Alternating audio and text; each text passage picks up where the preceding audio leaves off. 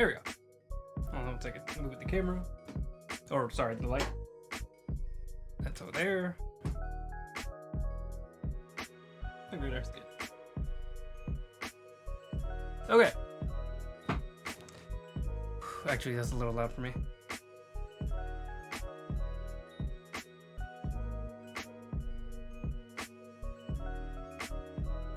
There we go. Oh, let me bring the mic a little closer. Is this thing on? Tap, tap, tap. The microphone is on. Okay. So microphone's on. Music's playing. The crowd is moving. No, I'm just kidding. Alright. So, hi. It's been 2 weeks. Last stream I tried to get started, but like almost immediately, the video started cutting out. The stream quality was like just not great. We were having like a pretty, it was like one of those like quick big storms, but it wasn't like too bad and too long. But it was just like maybe like an hour or so of the internet being a little iffy. So I just decided it'd be better to just, call the stream quits that day. Play some video games. I was really stressed out about it, and mad, so it wouldn't have been a good video either way. Yeah. Let me just go ahead and play with the camera for a little bit, and then we'll get started. To be completely honest with you, I don't know if I did any preparation for this week. Well, hopefully it's not going to be too crazy. Hopefully. I would never regret something like that, would I? No, of course not.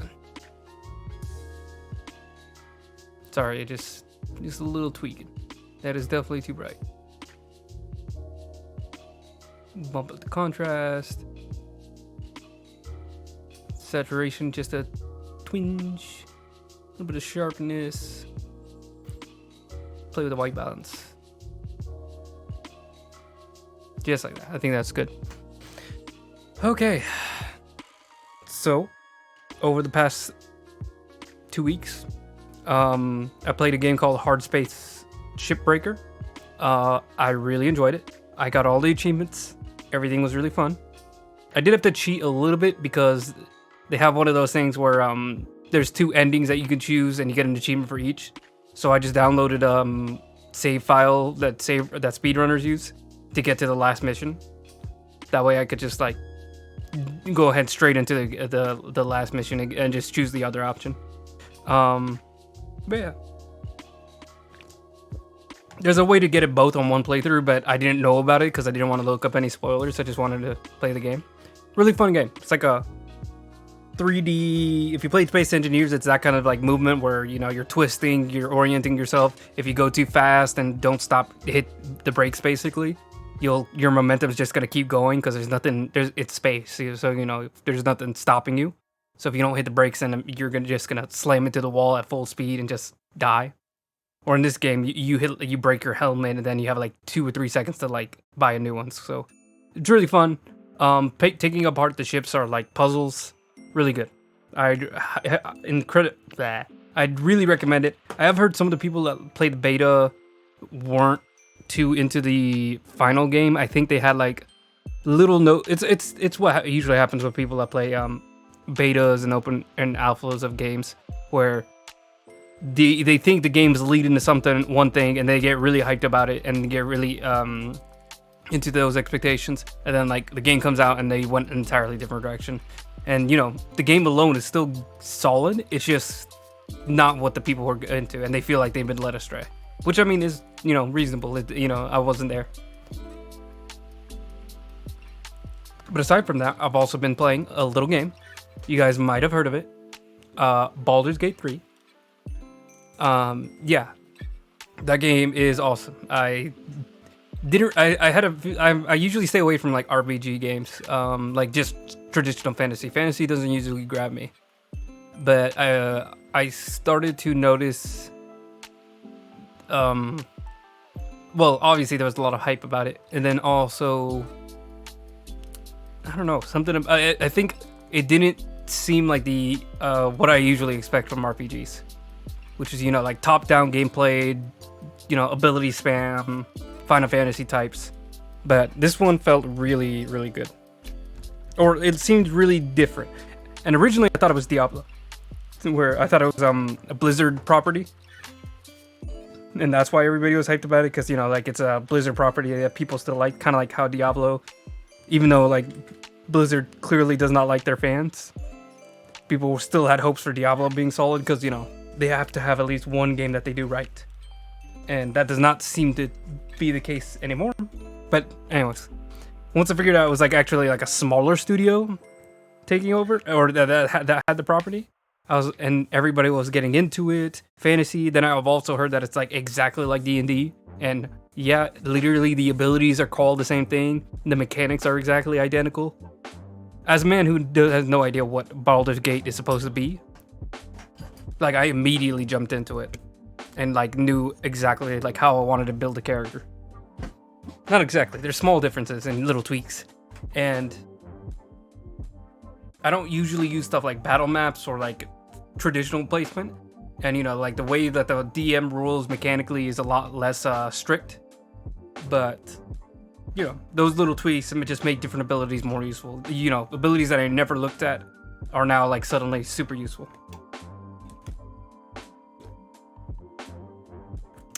One second, I gotta fix my headphone. It's like all tangled up.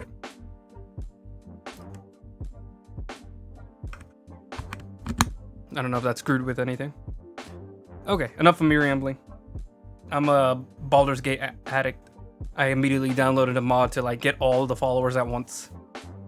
Or 8 followers. I think there's like way more than just 8. But yeah. Okay. Okay, so what we were gonna do last week was I wanted to go ahead and I think we're just gonna move right into rendering. Try to keep this like 2D style, or the cell shaded style, where it's like just very flat. My stuff is immediately dead because I haven't charged it in like 2 or 3 weeks.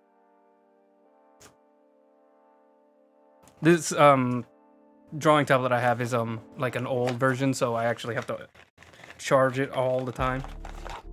It's still a little clunky because it was a cheap older model. Eon Q11K, I think. I think there's a version 1 and a version 2. Like, version 1 has like a pen that charges itself just using the battery from the tablet. But I got Q1, which means it has its own battery and you have to charge it before you use it.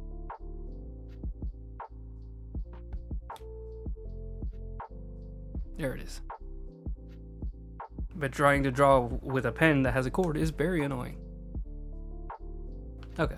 I think even my like Wacom that I had before this, even that one had its own like charge ability to like take the charge from the tablet. I have no idea how that works, but that's really cool. Okay. So yeah, we're gonna keep like going piece by piece. I think the pants, arms didn't get shaded, and I could see like these rolls need to be like individually shaded. The arms themselves look good. I think maybe just the hand I didn't get to, and maybe just some more cleaning up. I think a lot of this is just like very quick in the moment stuff. But I think this shirt almost entirely looks good, except for that random dot in the middle of nowhere. Let's find out where he is. Chance, renders, that it right there. Yeah, okay.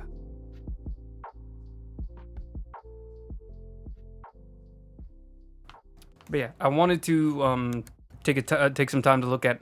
Hold on a second. I feel like this microphone is in a different position than it usually is. Like, it's really like in my face. I dropped the whole setup like a week ago, so I have no idea like if any of it is where it needs to be.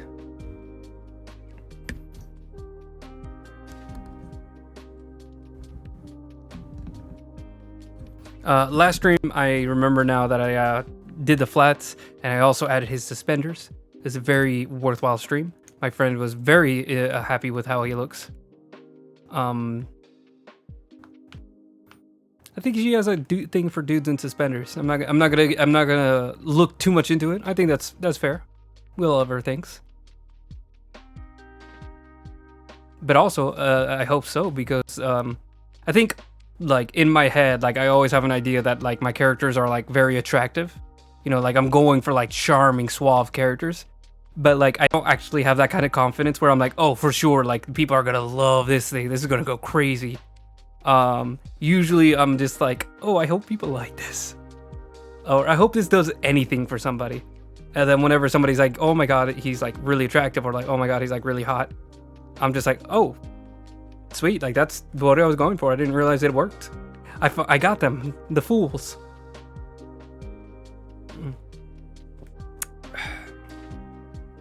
Hang on, I'm trying to look for my notes to see where I was, see if there's anything that I need to be asked about. I think she also like talked to me about like some things to watch out for.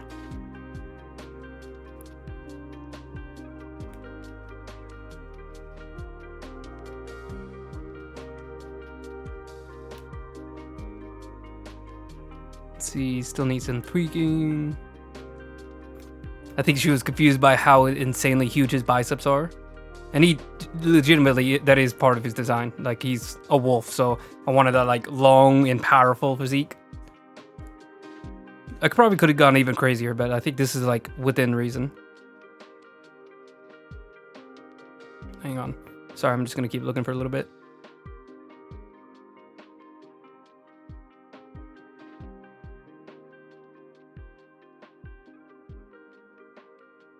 Yeah, my friend even said that he looks pretty and fast.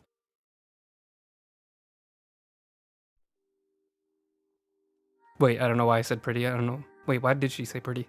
I don't think that was actually part of. I think she snuck that in on accident.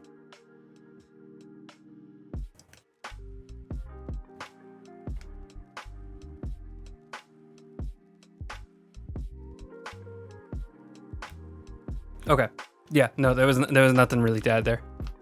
Sorry, I just wanted to make sure there wasn't anything. I like getting other people's like input on things, because I feel like I think all artists have like a bit of what is it? Whenever you get like too focused on what you're doing, tunnel vision. And so like it really helps whenever you have like a group of friends that are just like, hey, check this out. Anything weird here? And it's like, oh, it looks like they have like a completely twisted up spine. Like like you, I don't know why you did that. Like you need somebody to like be able to call out just like things that you can't notice. I tried telling a friend at work, but she was like an older lady. That I like get in my input from my friends about like this and that. And she was like, "Oh, but you got to make sure you don't have to like sacrifice your art for other people's opinions." And I'm like, "Well, it's not really what I'm doing. And like I'm just having other people put input into your work kind of helps you avoid silly mistakes." And I think she was going on like the whole you don't self-censor yourself. Don't let the people censor you. Which is kind of, I don't really. I think that kind of like talking. I'm trying to think of the words for it. That I think it's like the free speech absolutism. Where it's like you don't let the people censor you because you have something to say. It's like I could also have stupid things to say. Like like I could be a complete moron that's just like getting people hurt. I don't think that's okay. Oh, but what I told her was like, I don't mind being offensive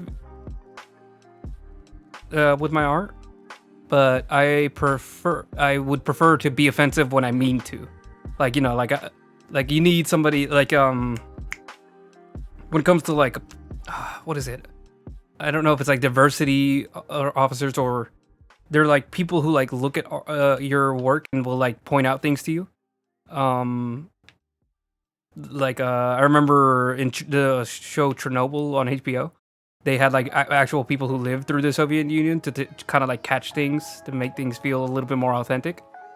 And it was kind of like that where it's people do that not to like censor their work or censor what they're trying to say, but like they want to be accurate to what they're trying to say. Like when if the story's not about being hurtful, then You know, you want somebody to, you need some help for those situations. You should have a little bit of humbleness to have somebody else talk to you about the work, and, you know, actually be able to put their input.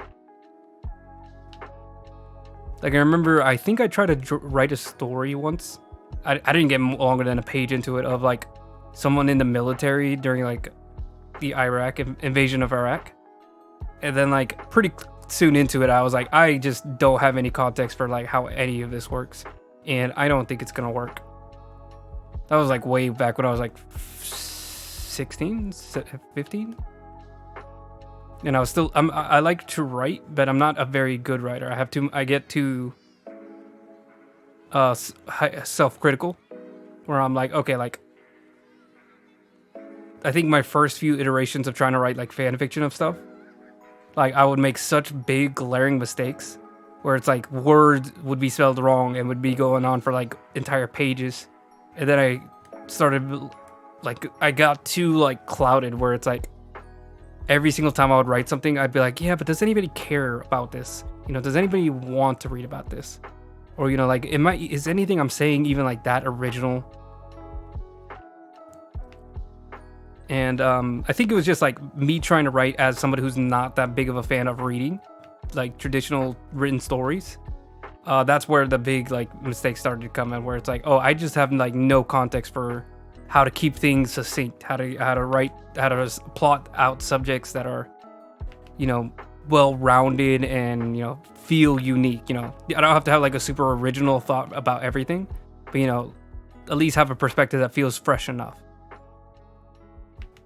or a plot point that's satisfying to read, instead of just, you know, like copying things from stories that I like. I mean, to a degree, you have to copy a little bit. Like, that's how all art is made. You copy the parts that you like and try to make something original out of like bits and pieces that are definitely not original. It's very rare that somebody comes along and really makes something that came out of nowhere, like truly unique. Like, the best you usually get is like something unique for the adaptation. So like, you know, something unique in a video game, but, you know, outside of video games, it's not that unique.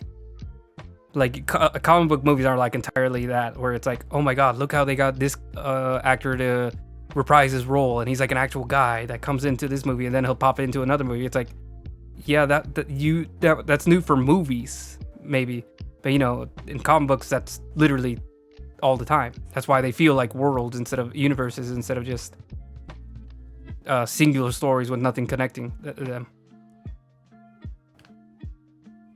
Like, occasionally you'll see Superman pop up here and there. It's their like attempt to adapt it, and, you know, like, it is cool. I think now we are for sure tired of it. We, as in me.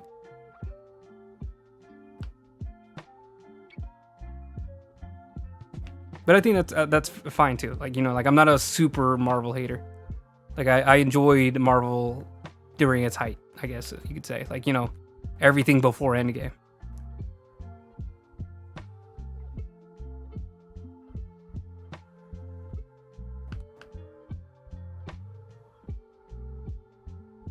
But I didn't, I just couldn't get into it.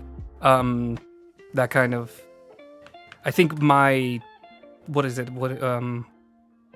whenever your opinion of what work you should put out there is way higher than what you can actually put out there. Like, I mean, that's why I'm like, I don't consider myself like a super professional artist yet, is because, like, I think I'm doing good work. I really like what I do, but I don't know if it's like really any competitive, like, at all, with like anything you can find out there today. Like, there are so many good artists that you can find out there that are doing them for cheap. Like, I've seen artists that I follow and I like don't even think I can compete with any day of the week, and they're doing like art for like $60, and I'm like, that is insane. Like, 60, like, that kind of art would take me at least like a few weeks to finish, and they're doing it in like a single sitting, or, you know, like maybe a week or two. But yeah, you know, like it doesn't have to be like, I'm not I talk about art plenty on this podcast. I was gonna say stream way too often. Like, I've always talked about how, like, I'm more of a doing art to entertain yourself kind of person. But you know, there's still those like pangs of like people who are telling me and I should be like completely professional. What am I even doing? Getting a job? I should be doing art full time. And it's just like I understand why they think that. I like that they think that, but you know, it's a different market. Like I don't think it's something that pays the bills, and I don't think it's something I could pay the bills with. I'm happy just knowing that it's something that I can do. You know, like it's just something that I always have with me. Just the ability to create something that I really enjoy. And maybe one day I'll be able to like completely support myself on it. But until then, I'm just gonna content with it myself, just making myself happy. How are the hands looking? I think this might be too much like shading for the hand. Maybe you can simplify it to just like the knuckles. Maybe behind that wrist bone too.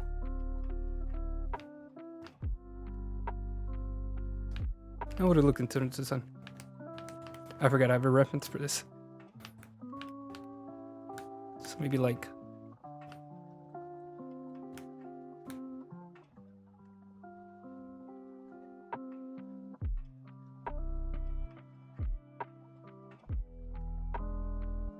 I don't think the magic poser has like RTX where, you know, lights bounce off of surfaces. So I'll put just like a tiniest little gleam light on, a reflective light on everything.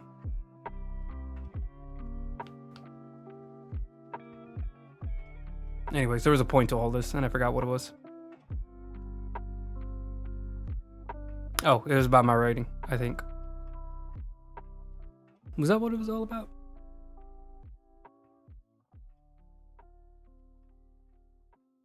I remember vaguely it was about me not. Oh, there we go. I remember. I was talking about a conversation I had. But yeah, I also explained to her there was I don't mind like being offensive if I want to, like, you know, like something I've realized like pretty much like after like maybe my first month of drawing for Instagram, you know, and posting it online and all that. I realized that like what was the way I want to say it? Nude characters, or like maybe, I don't know, like what am I trying to say? Super, I don't know, fan servicey characters. I should be okay with drawing that because, you know, like it's what I like people who are like very gratuitous artists. You know, sometimes it's very like classy and very, you know, old school, you know, just live paintings where, you know, like they actually have like a model that they're working from, and, you know, it's a little bit more tasteful, you know, how they do it. And then, you know, I have the people who are just like big anime gazongas. There you go. That'll be $2,000, please. And they get that $2,000 before they even finish their sentence. But I appreciate them. I like, you know, I'm not somebody that likes to shame people for you know, being that way, unless, you know, like it goes overboard and, you know, they get really like demanding of the artist. You know, there's no like real appreciation for them as human beings. Or, you know, like no respect for the people they're depicting.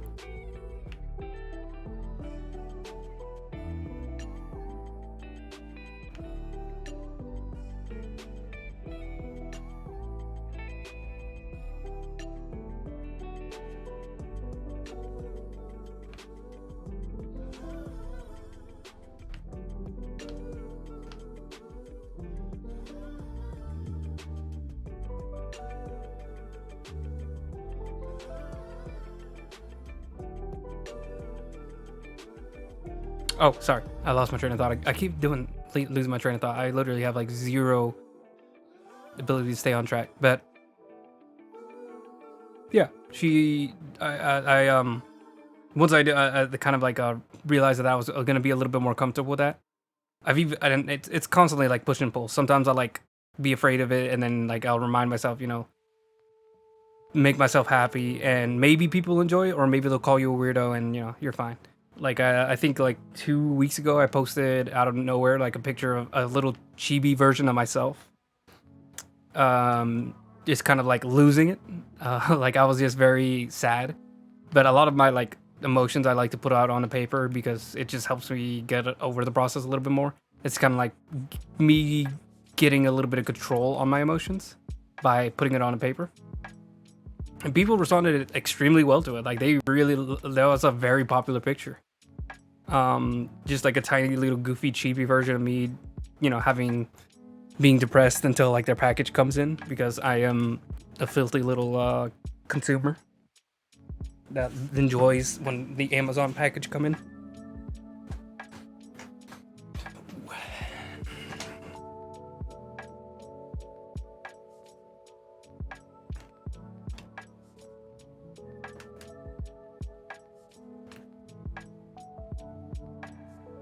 Should I just completely shadow this finger? It's not the focus of the entire piece, so I think we can get away with just like putting it entirely in shadow.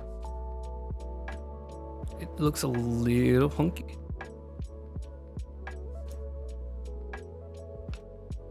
You can also probably put a little bit more light on this thumb. Maybe like a little bit of this, a little bit of that. Little wing jangling. Oh, and I gave her an example of something that I did that was like sort of offensive. So it's like literally not offensive at all, but it was offensive to one person who like didn't really complain. They just like, oh well, I didn't really like that you did this, but it's like such a weird request that it was almost like offensive for them to even bring it up. So I feel like they were. Anyways, let me just go ahead and straight into it. I drew we had like at the hospital like a new announcement that like we're a breastfeeding friendly hospital. You can breastfeed wherever you like, and like the employees aren't gonna call anybody about it. They're not gonna complain about it. If anybody complains to us, then we're just gonna tell them like this is a they're allowed to do that here. It's a hospital. You're allowed to breastfeed. I mean, I feel like that should go everywhere, but so. It was also like Mother's Day, so like it was kind of like one of those announcements where they're just like reaching out to people. And so for that, I did a little drawing on our whiteboard of a breastfeeding mother, just a mom and a baby, and like she's with a newborn feeding the baby. And I thought it would be like kind of sweet to like show some appreciation for the mothers, what they go through. And this one lady that I work with let me know that she didn't appreciate the nudity, and it wasn't like that much. I mean, the head was covering the nipple, because that's also what happens in real life. Unless you're like reaching your eyes over the baby to be like, "Excuse me, young lad, I'm trying to see some tatas," which hopefully you are never doing. Even if you're the dad, I feel like that's a little bit like, "Hey, man, relax. He's hungry." As a joke, it's fine. I don't care. But yeah, she said she told me like, "Oh, I just wish you wouldn't have shown that. Like I just like I love Mother's Day." I'm like, "What are you like disgusted by like a female body? Like you are a female. Like don't like shouldn't this be something you appreciate?" And she was like, "No, I am disgusted." And I'm like, "Okay, that's really weird that you just like admit that. That's okay." Like it wasn't a gratuitous. I feel like it was like extremely tasteful. Like it was very nice. And that's a situation where like I kind of just laughed it off. Like if that was offensive, then I don't care. And that's what I mean. Like if she was offended by like the meaning of the work, which was like me trying to show like show a little bit of appreciation for the beauty of like childbirth, and she saw the premise, did not like it. And in that case, I don't care. Like in that case, like if it's offensive to her, then I don't care. Because, like that's if she disagrees with the intent entirely, then I don't care. But if it was something like, I legitimately didn't even know that people were upset about it,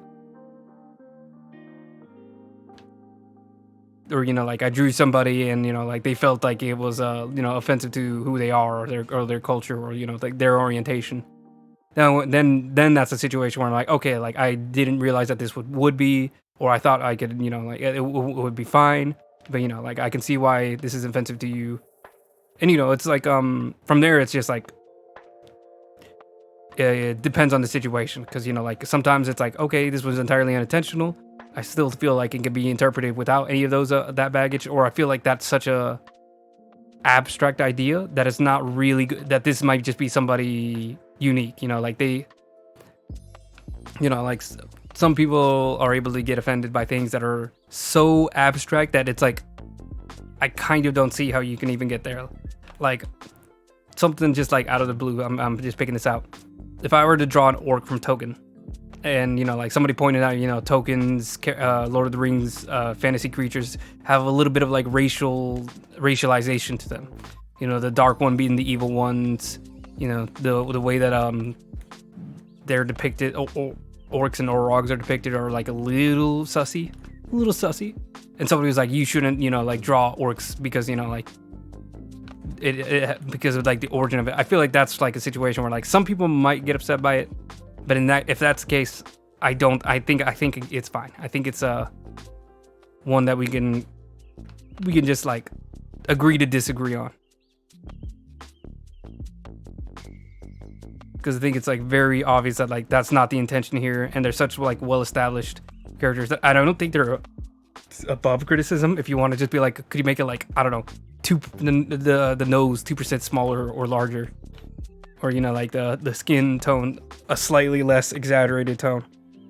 Well, actually, I think that would be very stupid, because I mean, if you exaggerate it beyond the point of it being within the realm of realism, then I think that's actually better, because then they're fantasy creatures and obviously not depictions of anybody in real life.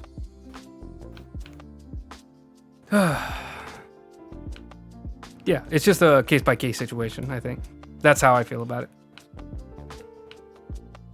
I don't mind apologizing, but if that does anything for you,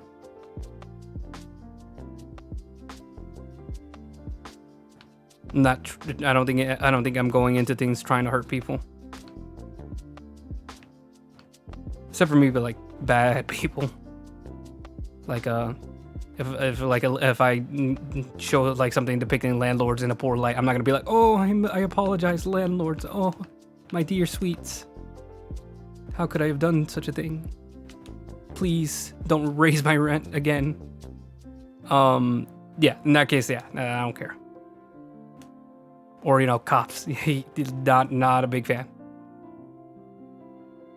You can boo-hoo about it into your pension.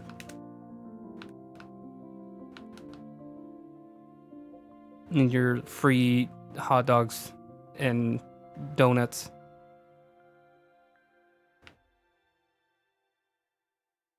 And you're increasing and inflating budget. Anyways, not the point. Yeah, that's like stuff I would stumble into. Like, I think now I had like a southern black character, and just like the way he talked, I think because I had read other southern characters that talked in a very exaggerated tone, and like they would actually like write their accent into it. Like I read I read like, I don't know, like a third into a storybook where everybody had like British accents, but they were like fully written as they would be sounded out.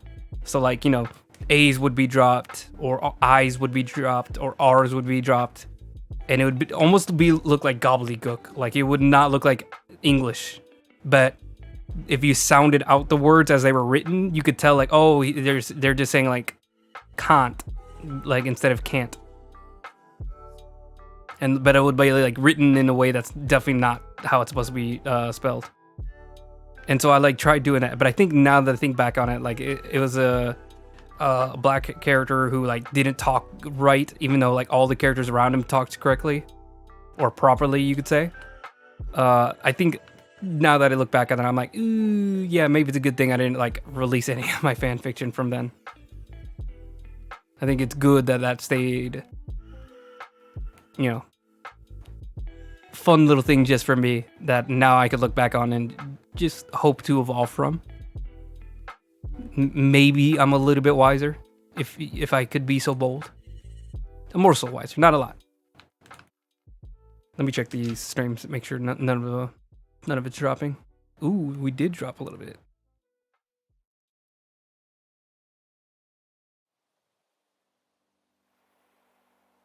I think we should be good though. I'll keep an eye on it. I didn't get any disconnect, so we should be good. Usually it'll at least tell me.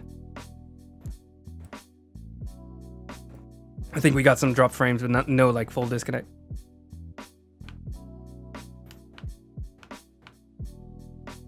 Are we good in the hand?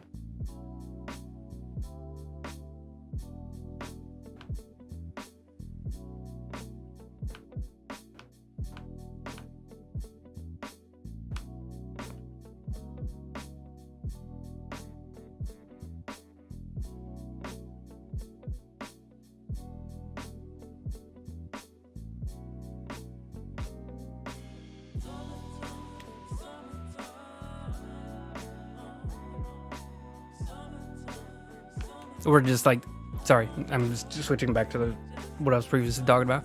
Or now that I think about it, like I definitely had the problem of like all the female characters were just romance interests for the character, and that's like kind of super obnoxious now that I'm older.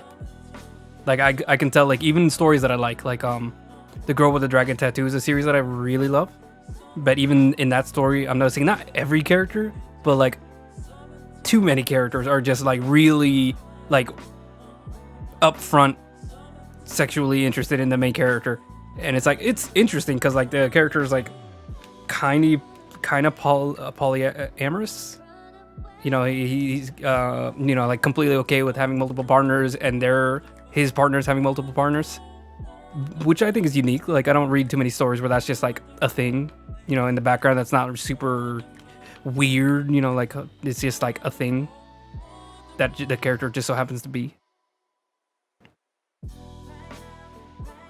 And, you know, they talk about like, oh, maybe you should meet my new girlfriend, as, you know, like they're sleeping with each other.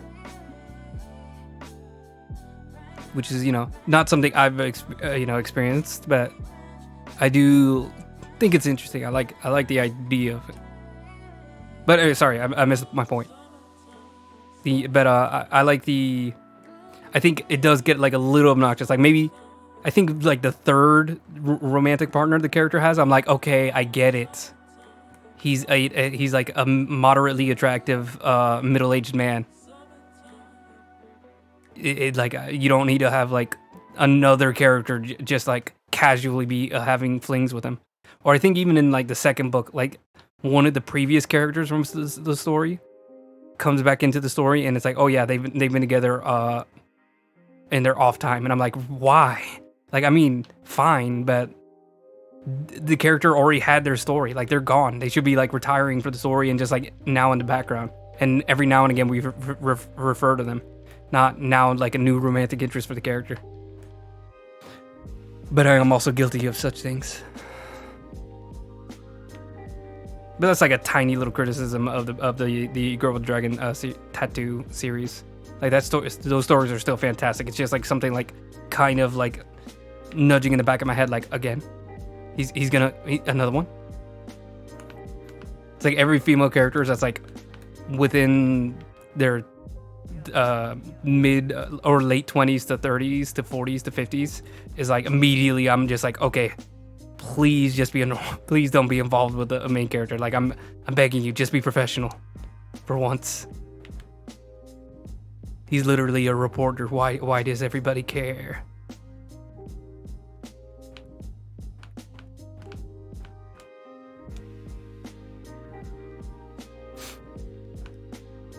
Let's see. We doing all right? How we doing? I'm gonna put the shadow of his hand here too.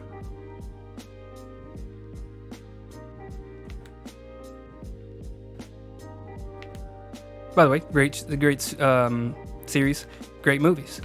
I'm not sure. There you have two American versions of the movie. They have the one with Daniel Craig, directed by not Christopher Nolan. Who's the other guy? David Lynch. I think it's Lynch. Finch? Hold on.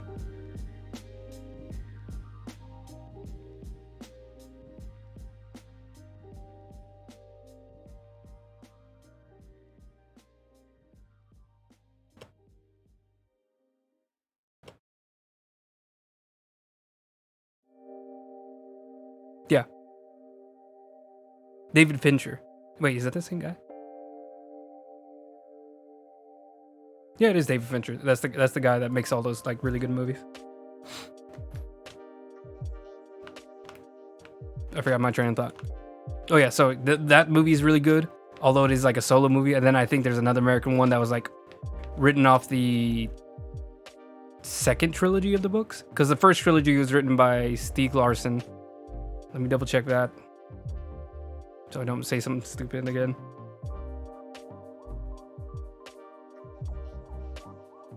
Yeah, Stieg Larsson. He wrote the first trilogy and then passed away of a heart attack. And then it got picked up by another writer. I think I don't know how he's involved with the original writer, but he picked it up once Stieg Larsson passed away. And I don't know how they are, but they decided to adapt one of his books of the second trilogy, and it seemed a little funky to me. There was like a sister character that I don't really remember being involved in the plot very much in the original trilogy. Maybe it's in the books and they just didn't adapt it.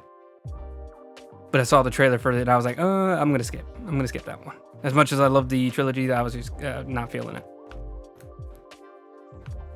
In a second.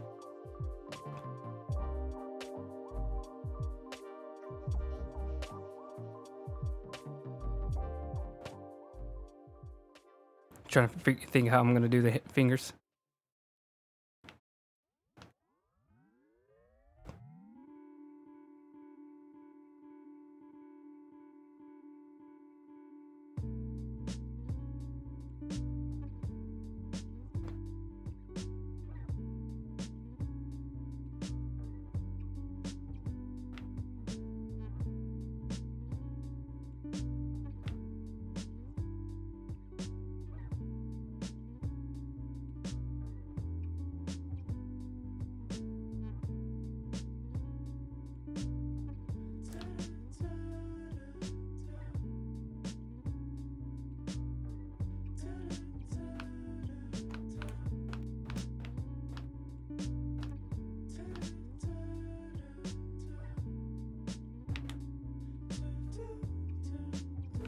Yeah, I do wish one day I could still like write something, but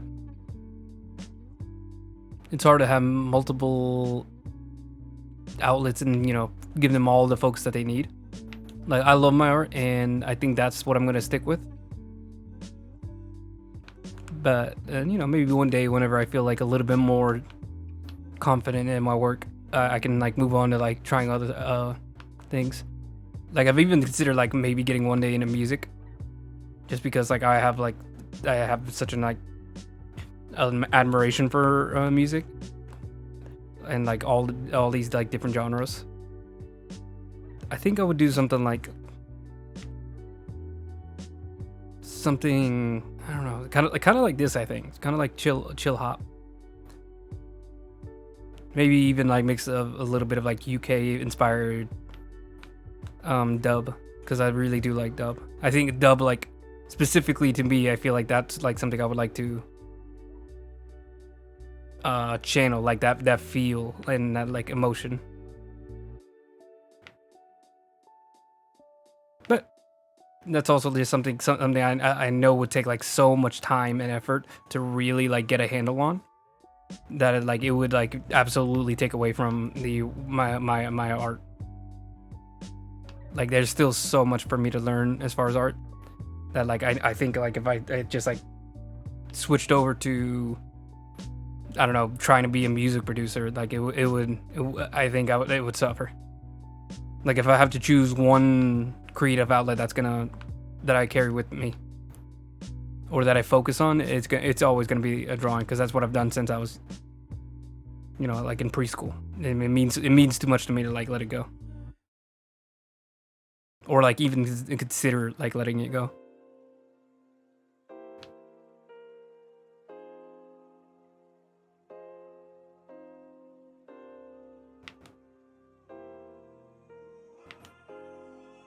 Like, no matter what I end up doing for the rest of my life, I still hope that it has something to do with drawing, or I still make time for it.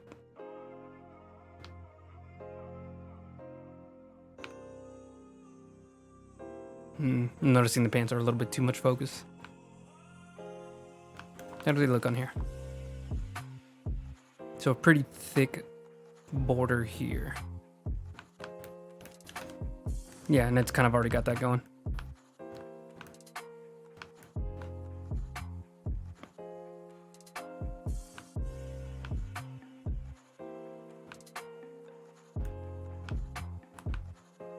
Are the grooves in the pants too extreme?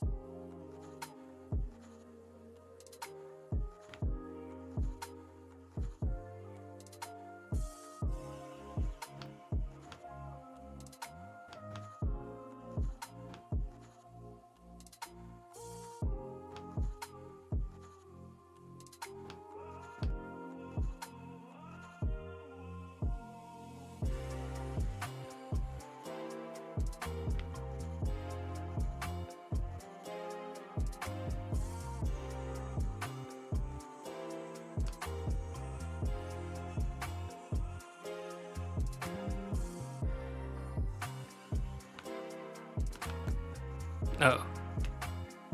Oh. Now we're starting to have those interconnection issues.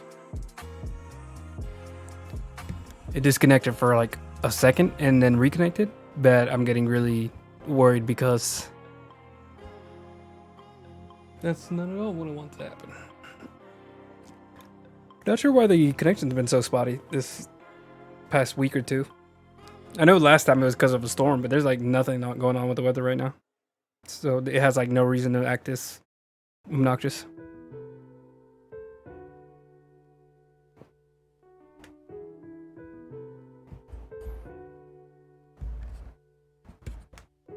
Alright, back into it. I got my sip of coffee, we're back in.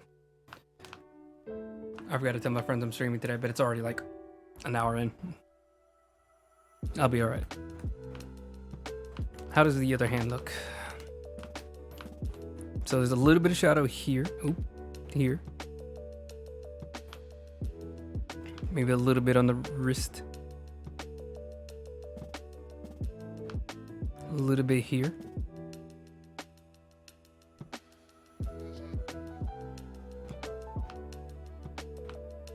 And let it roll around the thumb too. Then just I think a little bit on the edge of the knuckles. But it's pretty close to like this, the way the light's coming from, so it's not going to be too strong. So let's just sharpen these up.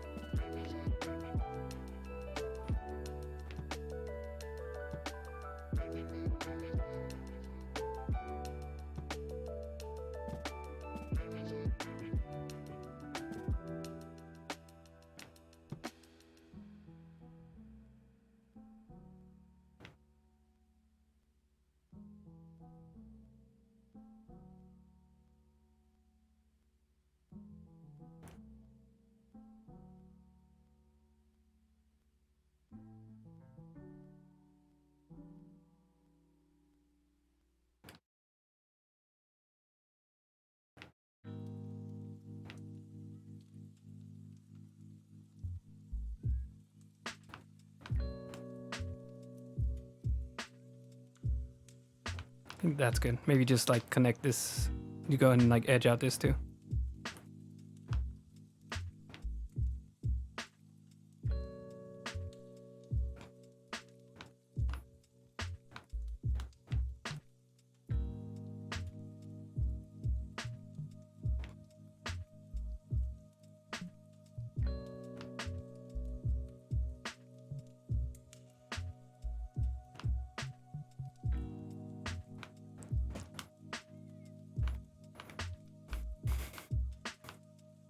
I'm gonna put a little bit of gleam on here.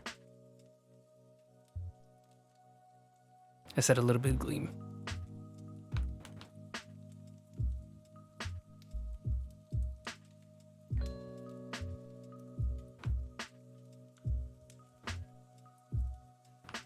There we go. Maybe a little bit on the back of the ear. I said a little bit.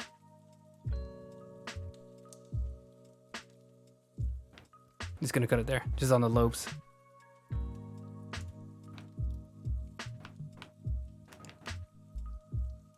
Maybe on the back of the I don't know what to call this part of the ear either. Either, whichever one. Whichever one you prefer, which is also either one you prefer. Either or either one you prefer. I'm making stupid jokes, I need to shut up.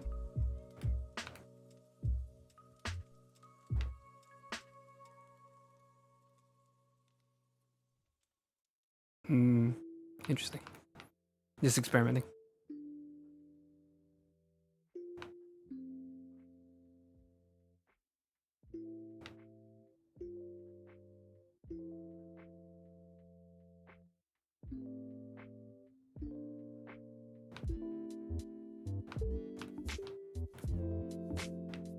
Nope.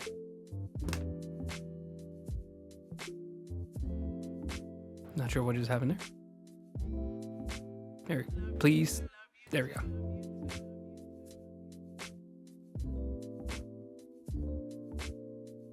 This week, this next coming week, I'm hoping to get my hair done. My hair is like really awful right now.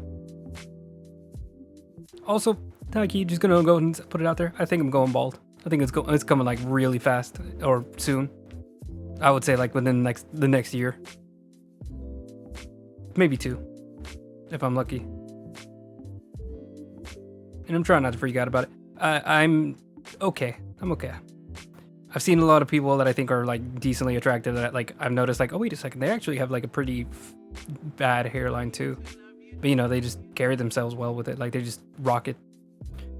And I'm starting to realize, yeah, maybe if my hair starts to go, it won't be the like worst thing in the world to have like a bit of a terrible hairline.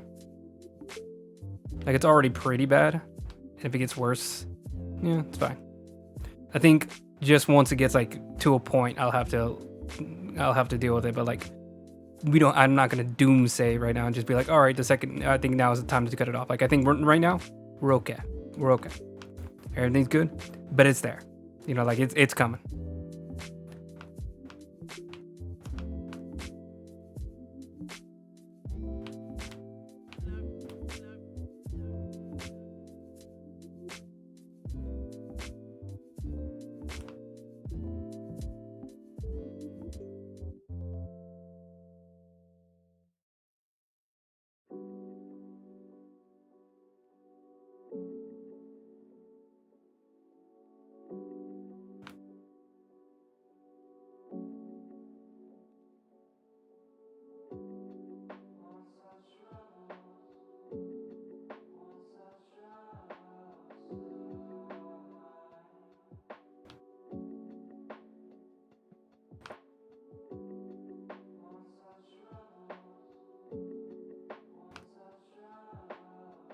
Just sharing way too much information. Bet if I can't talk to random people in the stream, where else can I release my baggage? That's what this is for, right? Streaming? Is releasing people's baggage. Let's talk about trauma. I don't think I have that much trauma, but I guess that means I probably do have trauma that I just don't think about. None of the like usual stuff I think that people like talk about, like, you know, stepfather or anything like that, but pretty happy family. pretty stable family. It actually makes it like really awkward because it's like, if I do meet somebody that really wants to talk about the trauma and like I don't even know how to relate to it. I remember in high school it was a really big problem because like I had people who were like really stressed out about this and that going on in life, and I was just like, that sucks, you know, like I wish I could do something, but I literally don't know how to relate. Like, I mean, I wouldn't say that to them, but I'd be like, I don't know how to help, but I'm here to, you know, listen, talk to you, blah blah blah. But, you know, in my head I'm thinking like, oh my god, I literally don't even know what I would do in this situation. Like, I don't even have like family members that are really close to me that have passed. Like, I've had really distant family pass, and you know, that's not great. But like, I think the closest I've had it was our grandfather, like on my dad's side. But even then, I only had known him for like a few months. But I do miss him. But you know, nothing like Spider-Man or Batman where it's like I'm at the grave, just like crying my eyes out.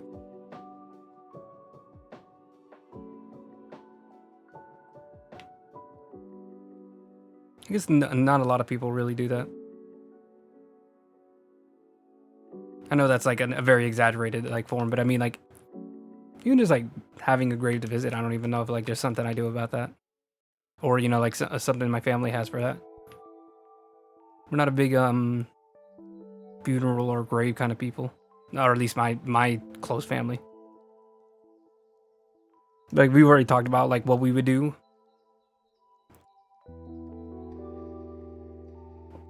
And I think more than half of us are just like, yeah, just throw me in a ditch, you know, just toss the body into some dirt, have a good cookout. That's about all we want.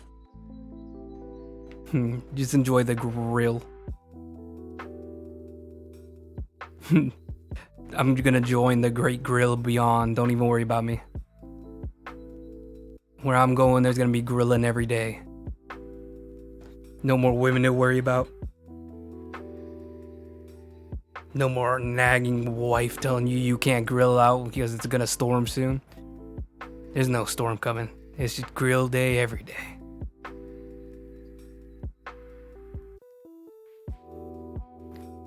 And it's just like 40 dads, like all standing way too close to the grill, and they're just like, you know, if you turn it on its side, blah blah blah blah, and you can. You know what I like to do is I like to marinate the meat the day before, and you know, just leave it out in the fridge. I don't know if that's something you do. I don't grill. I'm a fraud. I'm stealing valor. I'm not a griller. Pretty much everybody in my family grill. All the men in my like close family grill. My dad, my older brother, my younger brother. It's literally just me that has never grilled. I don't do much food prep. Not that I don't think I can, it's just like, with 4 people that know how to grill, like I feel like we're far enough.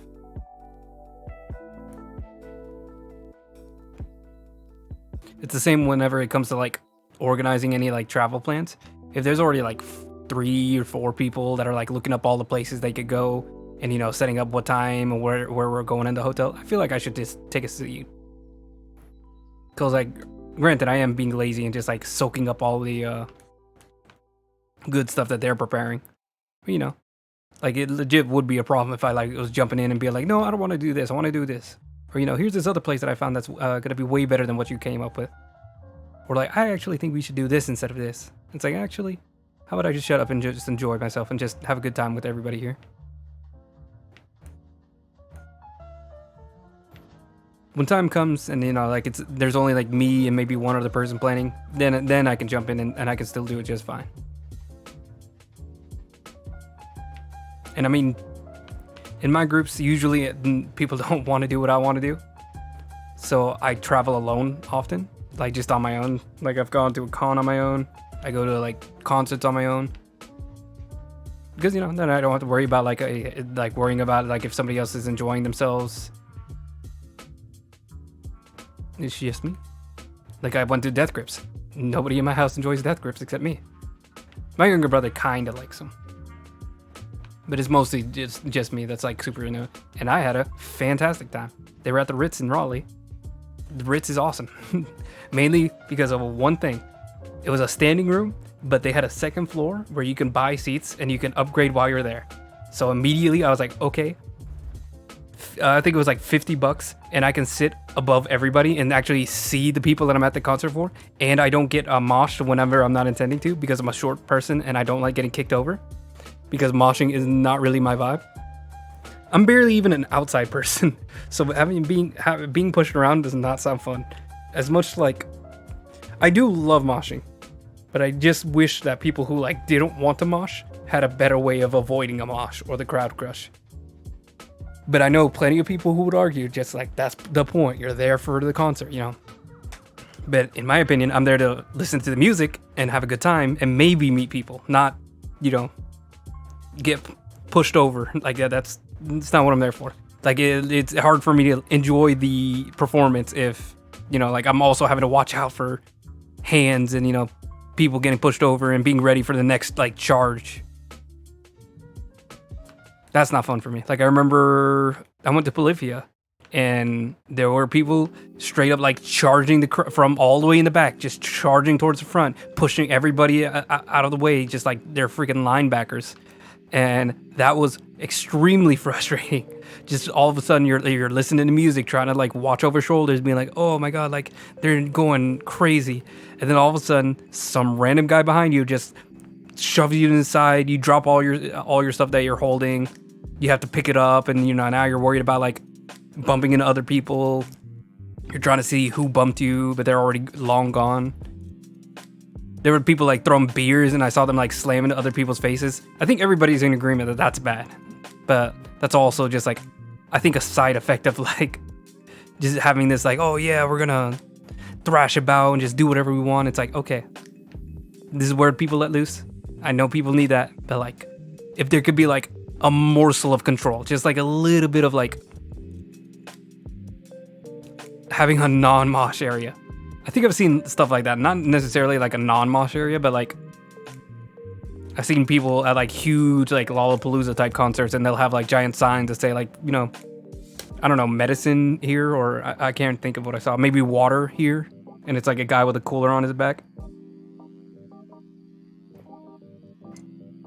I think just having that way more normalized, and then also, what is a monetizable, friendly way to say getting rid of people who throw things at concerts permanently? If it's not a t-shirt cannon, then don't throw anything. Don't throw your phone. Don't throw your drinks.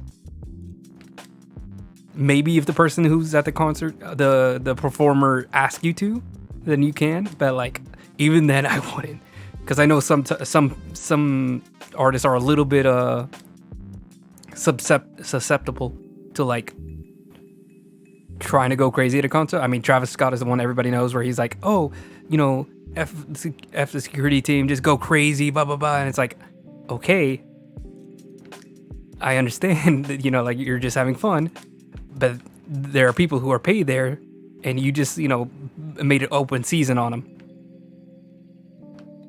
Like at the Ritz, they had like a huge security team, and I thought they did a great job, because it felt like they were actually like looking at what was going on and paying attention to people who were getting a little too rambunctious. And you know, like some people see that as annoying, and I see that as like, yeah, that's what they are supposed to do. They're supposed to be annoying. They're paid to be annoying. But you know, that kind of stuff makes it feel like you're safe, because, you know, like people are actually doing things about it. I've seen places where, you know, security literally just sits there and does nothing.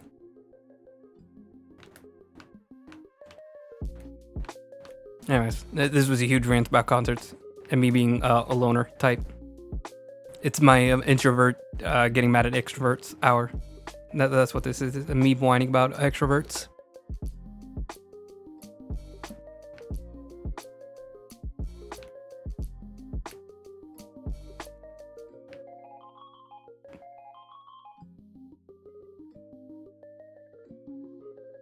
Point is, I like concerts.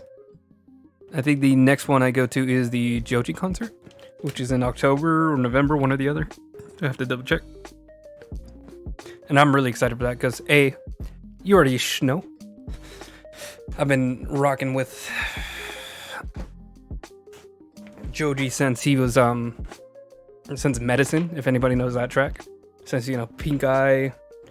I would say I didn't start until like way after like he tried to go legit with Filthy Frank, and then people got upset with him at the time because, you know, he tried to be more human. So then he like deleted all those videos where he like tried to connect to people, and yeah, that's a rough aspect of Friendly Frank, where like he tried to like have a serious persona that like was separate from Filthy Frank, and apparently like people, I don't know if they made fun of him or they just like just ridiculed him because, you know, they didn't want their like goofy internet character to have real life emotions and, you know, real serious aspect to himself. I remember finding that and then like seeing the comments that like, oh yeah, he deleted these videos because like nobody liked him being serious. They wanted him to just be Filthy Frank all the time. And I was like really sad. I was like, no, that sucks. Like, I like this persona. Like, I like when people are human. You know, I think it was the entire like fun of Filthy Frank was like, yeah, you know, there's a real human back there. The funniest parts are when he's like breaking out in laughter and breaking character, because like what he's doing is so stupid and funny.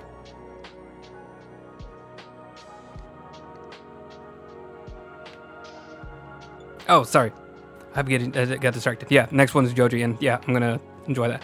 I will say I have not listened to his last album. I tried to, but like I got like halfway through and then I was finished with my drive, and it's a slow album, so like you really have to like take your time with it. You have to be in the mood for it. At least that's how I do it. Like I can't just listen to slow music. I have to like be in a very calm mood and be able to like listen to the entire thing through, or else like I won't get into the album. If it's just like background noise, then I'll immediately forget it. I have to be very careful with that. I think like the last King Cruel album, which is like a jazz band that's very unique. I went ahead and like saved it to my library, and I don't know any of the songs, but I just know that it was pleasant, and I need to give it like a second listen to like really feel out like, okay, this song I wasn't that into, this song I really liked, and, you know, pick and choose like which songs I actually enjoy and want to hear again. That's usually what I do with albums, but it's really hard for like slow albums for me to like do it in the moment and like immediately know. Like some music sounds very similar to my ear, like from one song to another, and like I need time to be able to be like, okay, now I hear what they were doing on this song and why this is like a different song from, you know, the last one. Especially with like jazz albums. Jazz albums, there's a lot of repetition. There's a lot of playing around with like a single beat, and then, you know, like you go off of that one beat.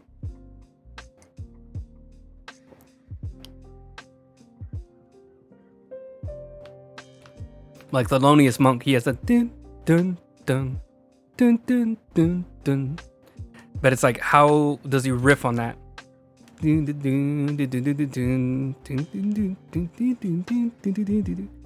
it's like that freeform jazz. Like, it's really good. But like first you have to like recognize, okay, here's the beat, here's where we're starting from, and here's how this is unique. You know, like now he's riffing on it, and, you know, here's how he's playing with it, and then you can get into that rhythm of where he's like flowing. You know, like he's going this way, that way, and you're like, oh, I see where he's going. I see where like the music's coming from.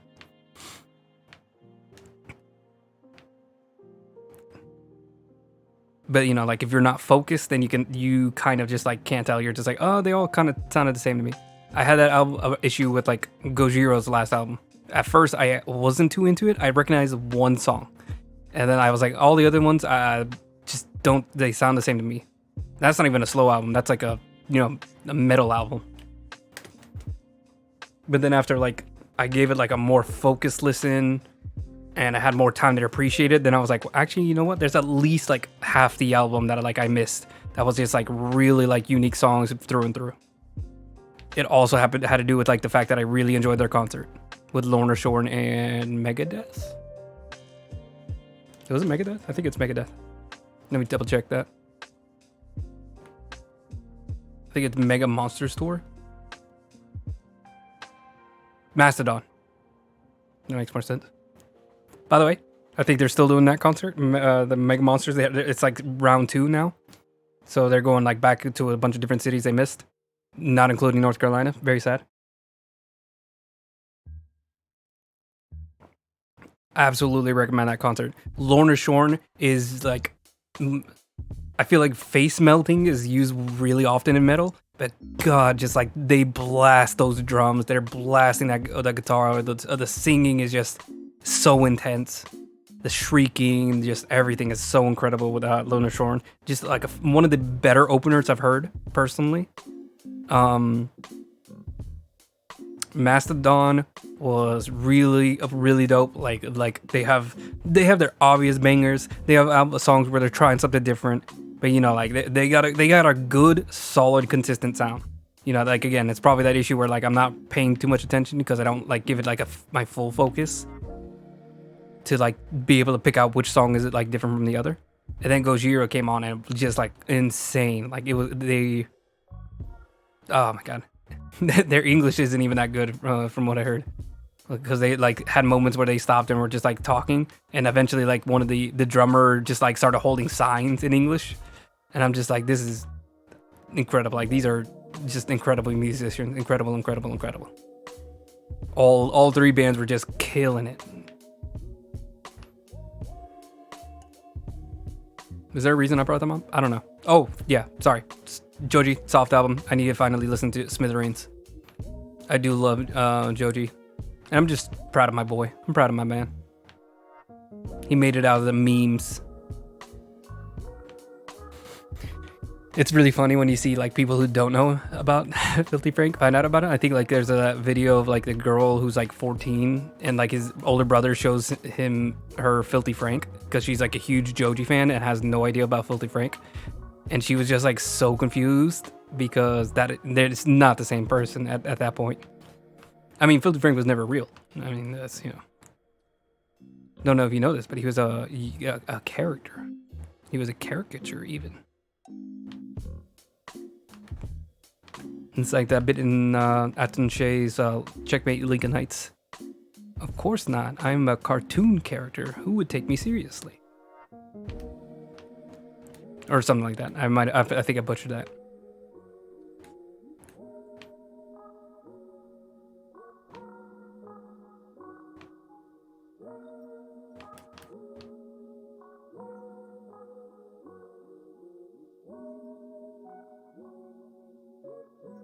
I really need to make this part subtle because I have like a huge like dent here.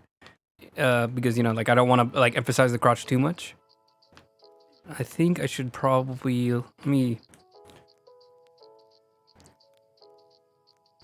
probably should have thought this out before I like started like smoothing everything out.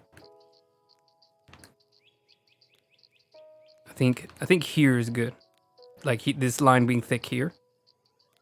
But I think everything else above it needs to be a little bit less prominent,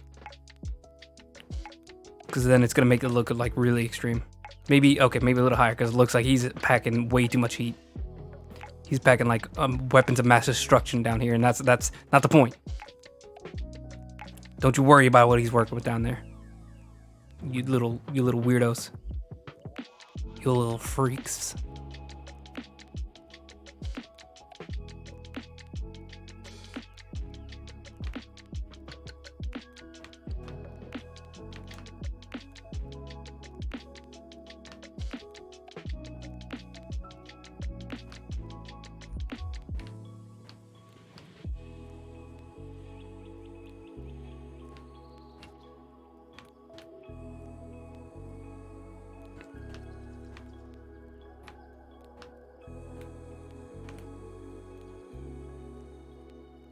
Gonna go and put this reflective light here on the butt. And a fine butt to you, sir.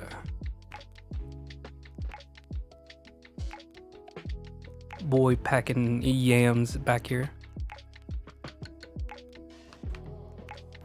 think he's got a solid one. I don't think he's got like anything crazy.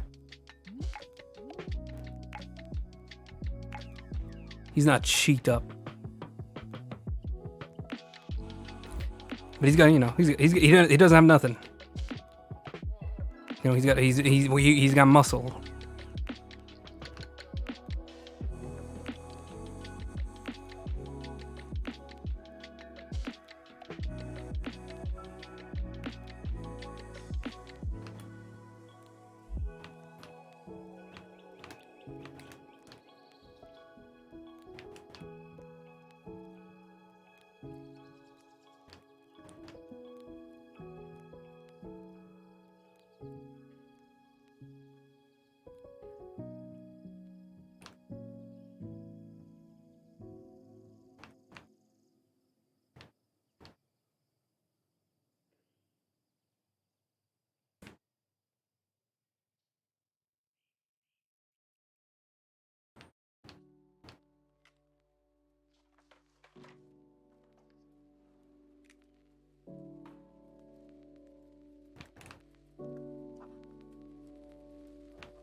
Oh, that's way too much. What am I doing?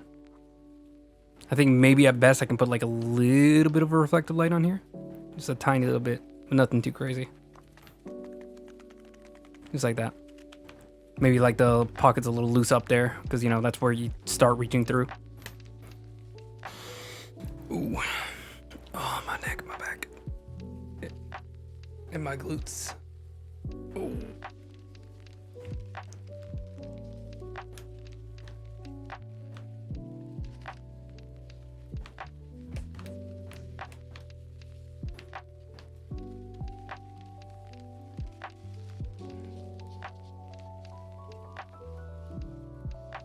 Oh, I made a post earlier today of my D&D party that we had finished. I think I did that drawing like a month ago now. Might have even been before that Gojira concert that I was just talking about. Yeah, it's just my DM. And like the entire party is like facing him. He's like, you know, hooded, and, you know, he's like the master, you know, casting down the magic. And, you know, like behind him, he has like Ravenholm and Barovia, you know, Count Strahd. We had like Jenny Greenteeth, and I think he had like an original character that ended up becoming like our main foe. Just by happenstance. It was a little bit flexible.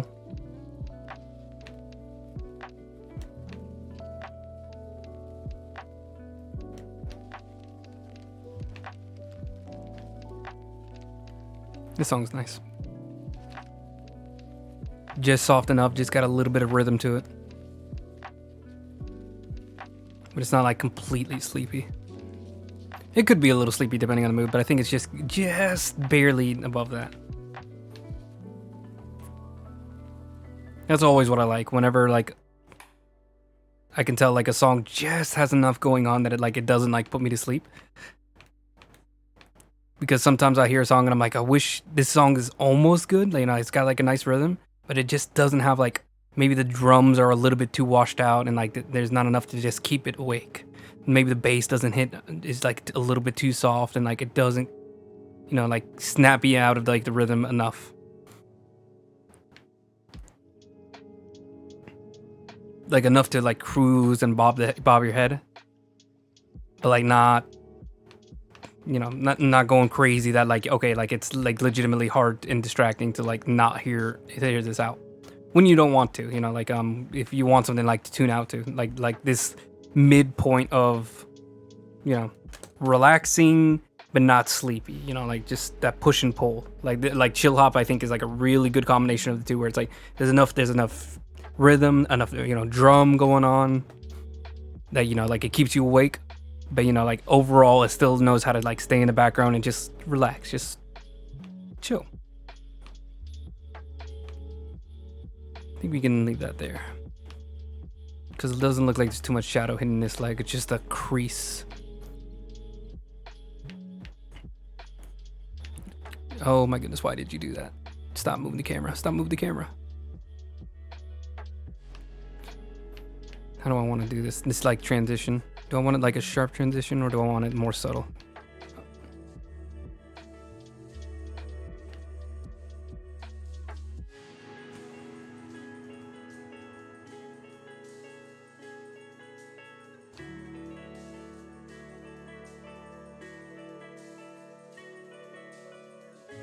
How's this look?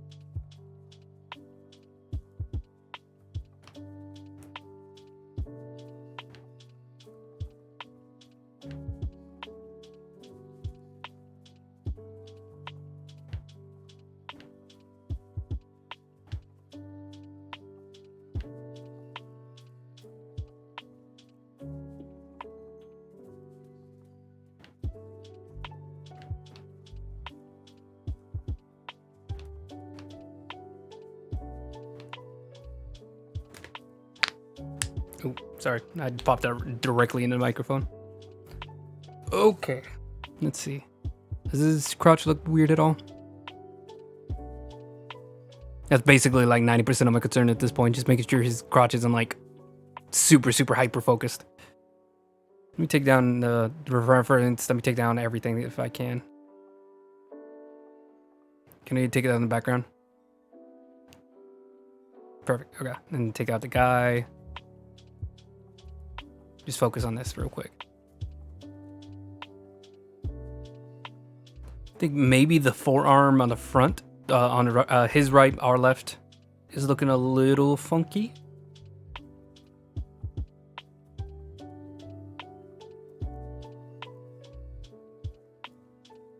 Maybe just a little bit on the crotch. Like I think maybe underneath is a little too dark. Like it goes a little bit too far on the right leg, right near the crotch. That inner thigh, I think that shadow goes on a little bit too far, like a little bit too thick. And then maybe I should match the right side because the right side of the leg, it's like only on the like the far side of his left leg, the shadow. And then on the pelvis, it's like a little bit closer to the middle. I think maybe evening them out so they all follow like the same path would work a little better. So let me put everything back. Bop. Bop. Nope, that's not it. Bop. And where's the render? There you are. Bop. Nope. There you are. Render.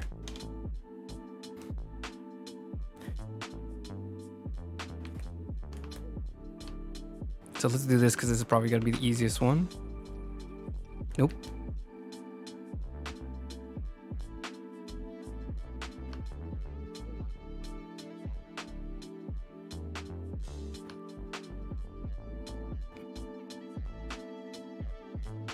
Let's see, is there any way to have any more like tact with it?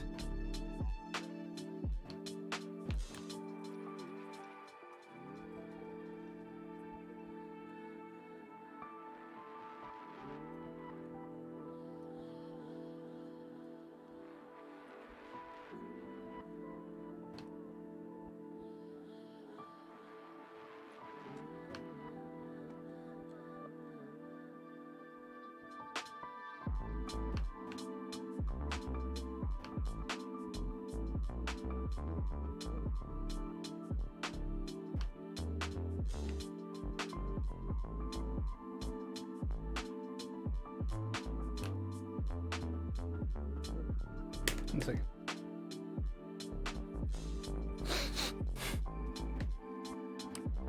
Sorry. My nose was like tickling.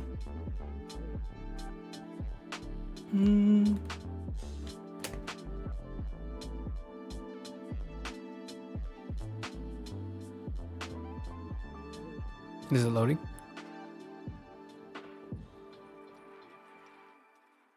Oh, there. Yeah, it is loading. It's just not too much. So here, let's go with property changes and then bop. Bop.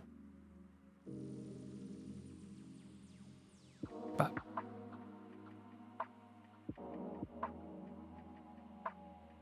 I think I might take a little bit of like creative freedom here and just like shadow this out more, because I feel like even though like the reference is showing that the lighting does, hits it pretty brightly, it just feels a little better if it's like fading into the background by just like getting hidden by the light now.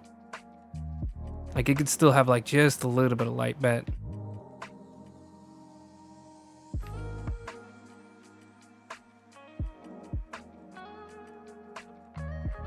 I think maybe it'll benefit from it being exaggerated how much like shadow it's getting now.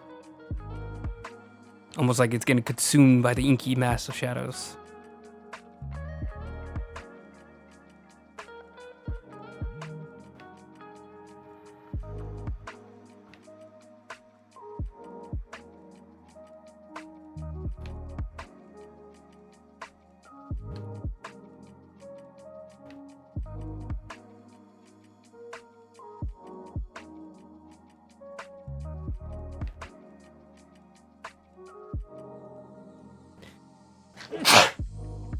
Jeez.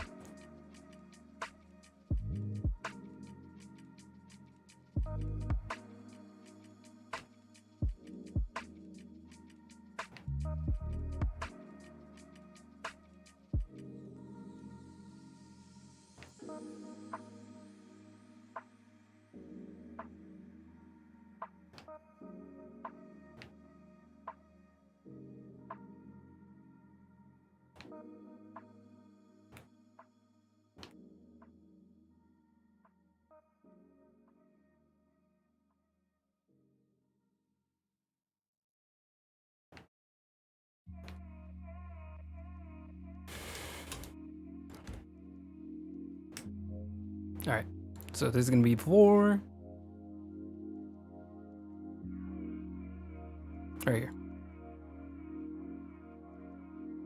before,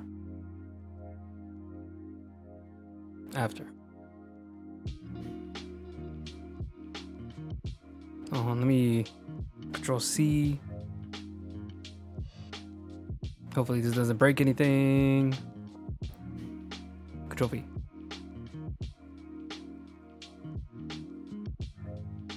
What? Why does one work and the other one doesn't?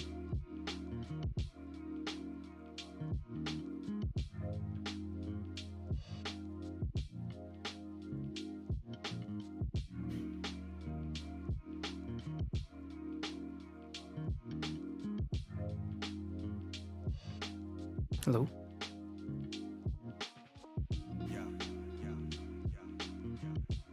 Oh, it moved. What the heck did it do that for?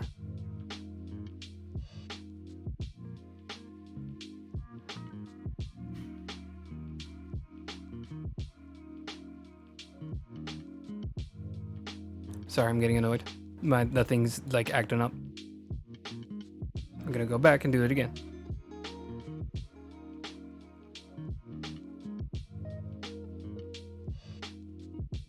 I think I skipped it.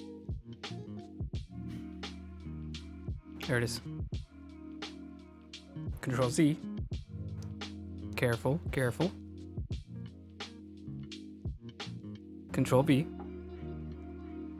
You're gonna grab the layer and then center it because I have no idea why I decided to do it last time. Let me see, is there any way I can just position? I'm gonna write this on a notepad.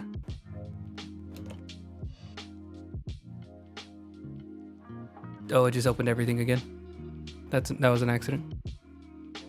I have 2 Chatterinos. I have 2 of everything.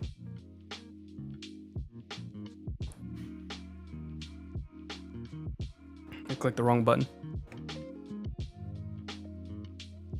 Hello? Okay. So 2459 by 3340.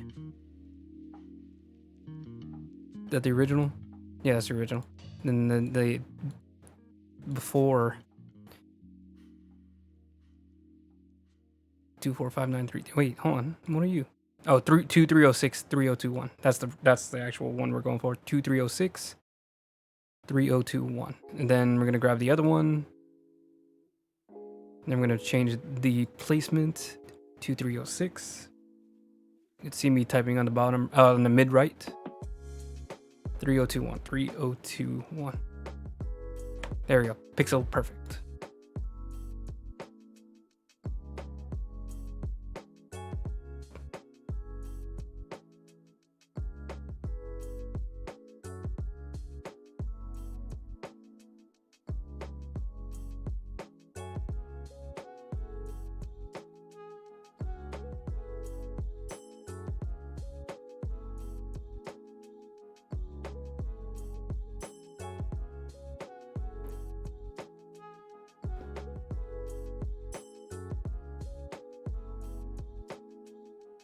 Sorry, I'm setting something up. Just stick with me. There we go.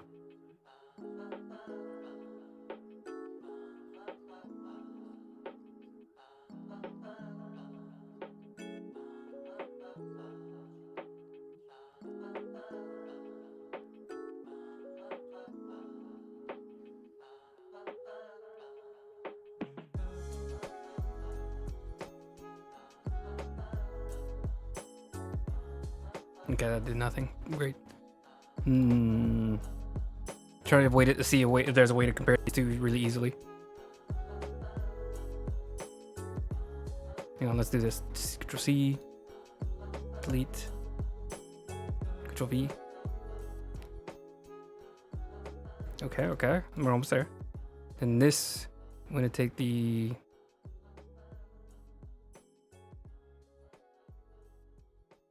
lock this one. Then we're just gonna paint over it all.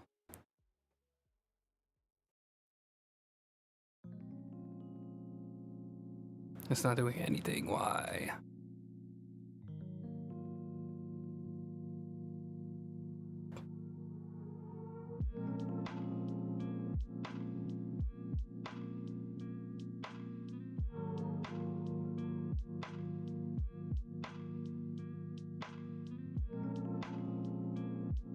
There we go. I think now it's working correctly.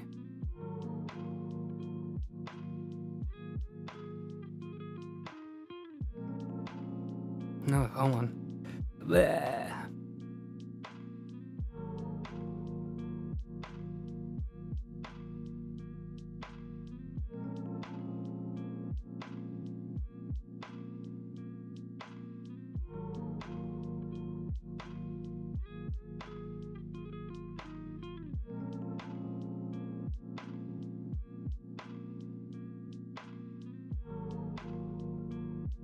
Oh, I think I see why that's not working. I forgot that there's a second color here.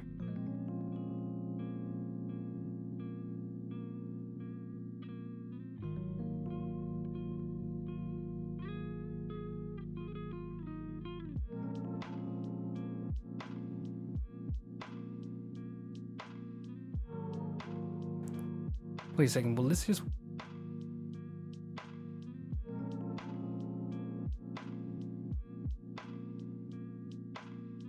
Oh, hold on, I think that works. Yeah. I was doing all that work to try to get it to show up the way I wanted to. Okay, so now we can compare and contrast like instantly.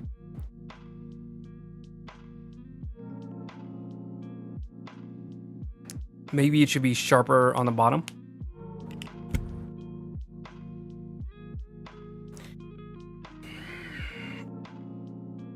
I don't know.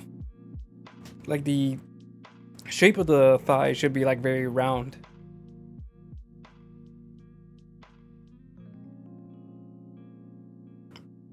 Let me use the reference again. At first I denied you, but now I'm crawling back. That thigh is like completely lit. Like it's completely white over here.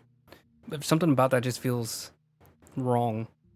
Let me try something real quick. So turn this back on.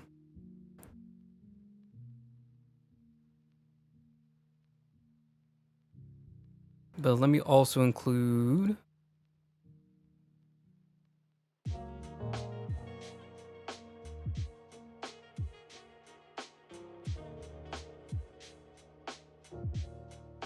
I meant to put just black. I'm gonna multiply, pop.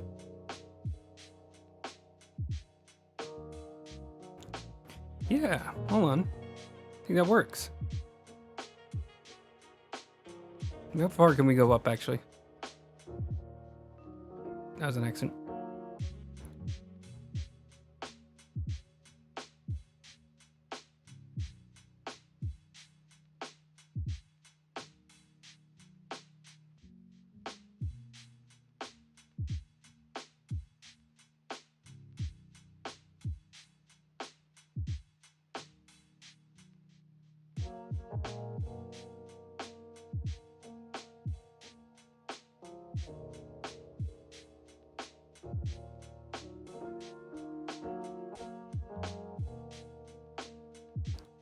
trying to get this just right.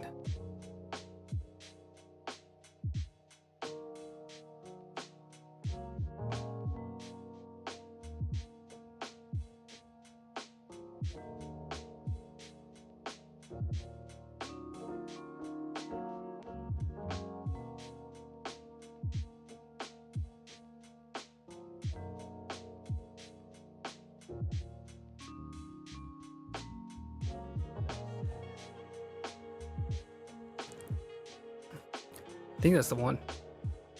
Yeah, I think we got it. This is kind of a cheat that I do a lot, that I've seen other artists do as well, where you just, if you're trying to get a character and trying to focus on part of a character, you can just have like a general gradient from bottom to top, because obviously the top is going to be the focus, because the face is kind of just like a natural focus, or pattern recognition just instantly locks to things that look like faces, because there's a lot of science behind it. Basically, we're just wired to do that because we need to look and talk to other people. We're social creatures, even introverts that definitely don't want eye contact. We still stare at people in their face. We just look at other parts of their face, like their nose. That's usually how you do it. Instead of, if you're like really freaked out by eye contact, you can like stare between the eyes.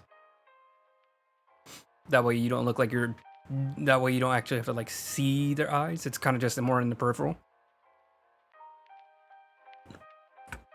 I'm talking about two different things. Sorry, point is, face is the natural focus. Top halves are usually the focus. Nobody really likes to draw pants or shoes.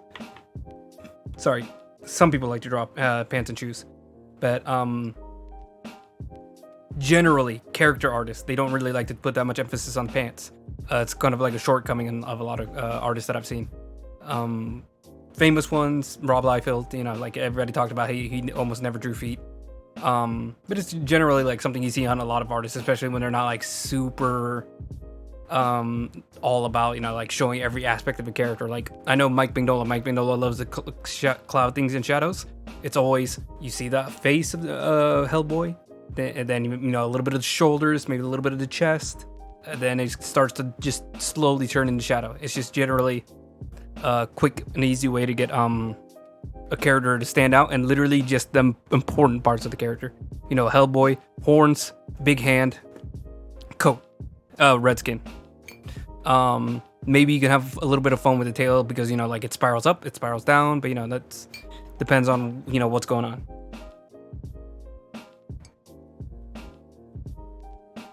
Every now and again you can have like, you know, like the hoofs show up, but you know, generally you almost forget that he has hoofs. Like I remember when I was drawing him, I was like, wait a second, what does Hellboy have? I've always seen him with feet, because, you know, Ron Perlman, Hellboy films, just normal feet, just wearing boots. But in comics, he actually does have like the whole hoof thing going on. There was a comic I was reading Hellboy today, so 1 second, let me see, where is it, is it showing on camera?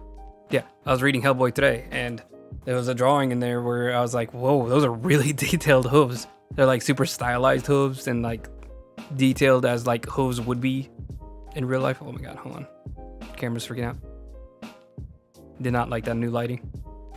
But yeah, big point. Gradients. Really easy, quick way.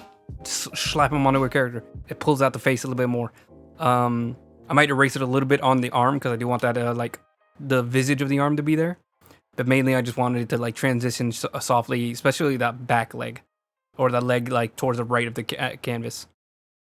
I feel like, even though you can see on the like photo reference, like the lighting doesn't really do that, I still wanted it to do that because I just feel like that looks better to me. So let me delete.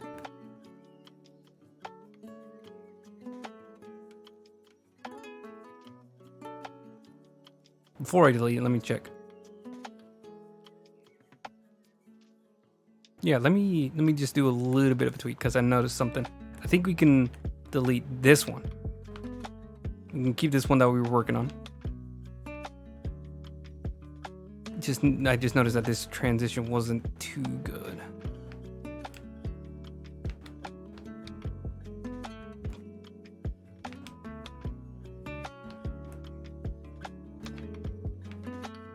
Green Racer. And that little flea from 2 streams ago is back, and I'm gonna die. I'm literally dying right now. Why did I not look for a fly swatter? There is no heaven. There's no higher power. It is all flea. He is the true power.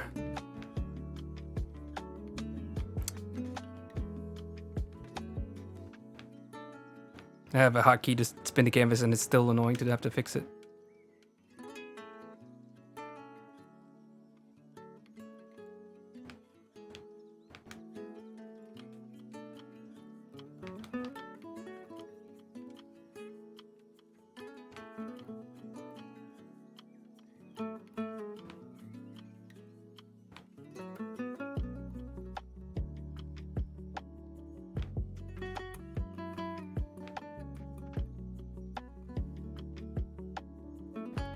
Okay, and then let's put the shadow back on.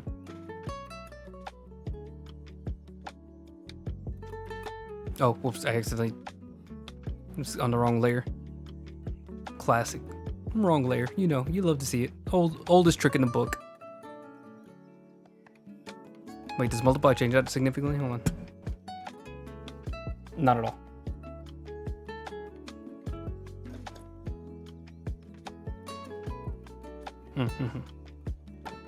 I wasn't noticing any difference for a little bit. I think there is good. That's like perfect, where you can still see just a little bit of the knee that's getting like cast completely in shadow. And maybe the thigh looks a little wonky, but the gradient helps hide it a bit.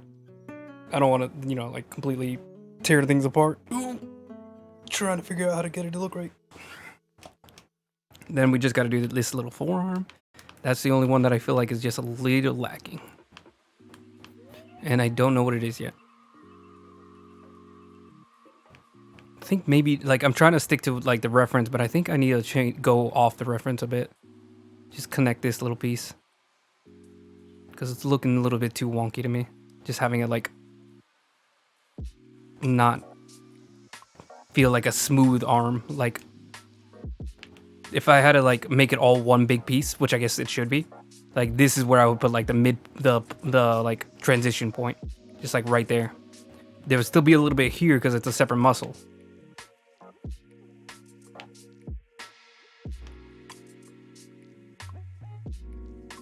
But wouldn't be as dramatic as,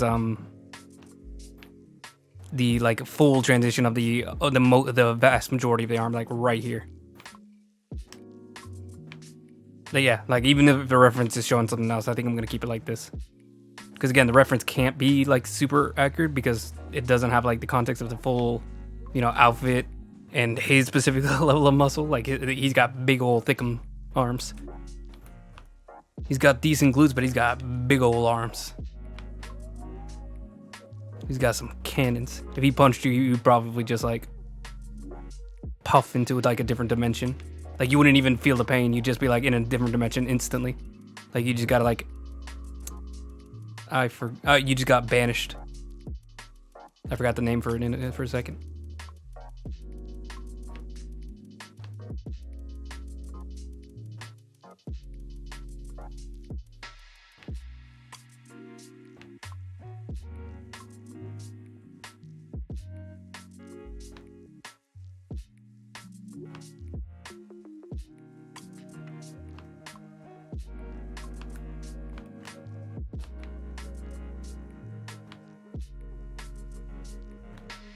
I think I'm getting addicted to Baldur's Gate because literally I've been playing it nonstop for the past 2 days, and right now I finally have a day to just relax, and I'm immediately thinking about, like, what if I get back into Baldur's Gate? What if I just immediately, like, as soon as this stream's over, get back into Baldur's Gate? I won't, because I do have to make a video, because now I'm I think 3 streams without a video. Oh my god, is that true? When was my last video?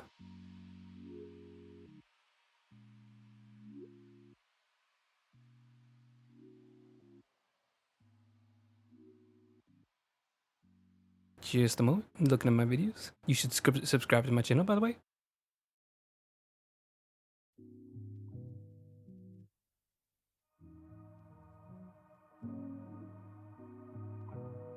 What is my name? Raul Pena full stream, or Raul A Pena. I'm not clever enough for like a nickname. Oh, it's only been a week. Okay. So I can maybe get away with not doing another video if there's nothing too interesting happening on the stream, or too like dramatically changed. I think every 2 weeks. I think 2 weeks for one video is solid if I don't get like a ton of work done. And really all I did right now is like pants and changing around the arms, added a gradient. I think maybe we can play with colors now. May I be so bold as to say so? Almost. Let's not forget here. But I don't want to spend too much time on it because it's not that important. And I do think getting a little bit of color would be just enough to get it on its own video. Then we're back to one video, one per session. I guess just to like justify my creative like process as far as like video creation. It's usually one video per session. Just, you know, like I usually say in my sign off. It's like you can catch up. But sometimes so little seems to change in the sessions, like especially with the last piece, where like it was just stream after stream working on building background, working on rendering, just back to back, that I started like stacking them on each other.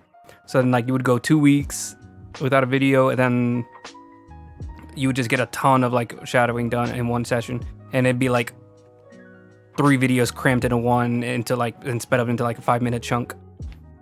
Or, you know, they were actually like longer. They were like 6 or 7 minutes because, you know, like at that point you're just like blitzing through the piece. And especially with how like often I zoom in, zoom out, it gives you like kind of a stroke. So you can't speed things up too much. At that point, you just have to start clipping parts out, because if you're just redoing things, you may as well go with the take that works the best, where you actually get it done correctly. So for this one, if I can get to the coloring, playing with the gradient maps a bit, I might be able to just get this into a full video. Because a little bit of rendering, a little bit of color maps, that sounds like enough for a 5-minute chunk video. Enough visual change that like it actually like, you know, is interesting to see. Because like I said, if it's just like, here's a little bit of rendering on the foot, and then a little bit of rendering on the pants, and then a little bit of rendering on the shirt or the sleeves, that's not that interesting as far as like stacking up 2 videos. Then you get rendering on the shirt, pants, face, everything like that. Then you're like, okay, a lot more to this one. I don't know. Do I need one for highlights? I think we might be good with just this, just the 2-tone. Then we could save the highlights for like the end. I'm feeling like we do that.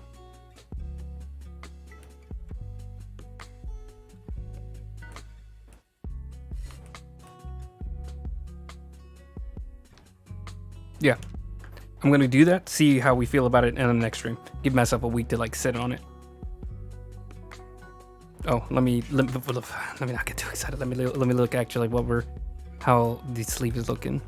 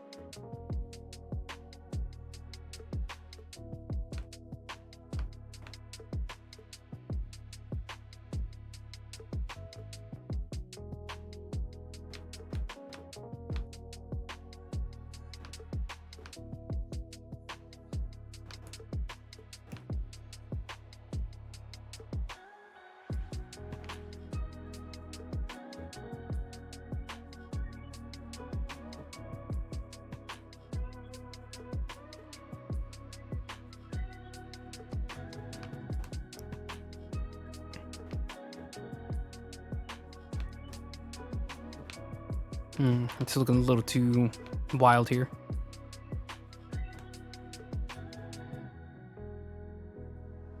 I'm gonna just like put a general shadow here. Just cut it off and say like no light here from this like point.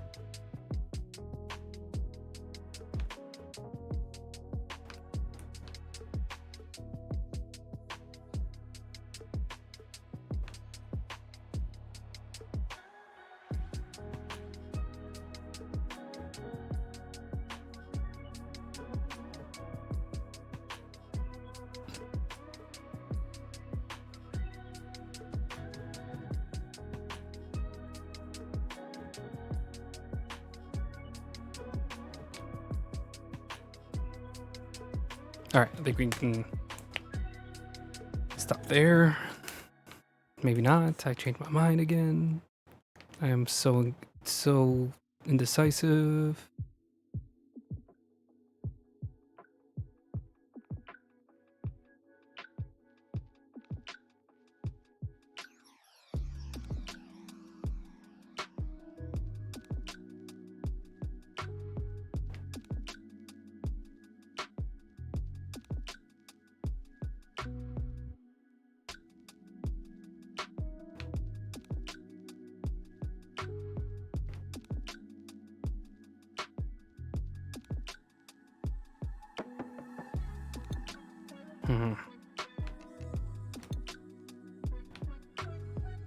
Maybe this would be like a moment where it benefits from just keeping things simple.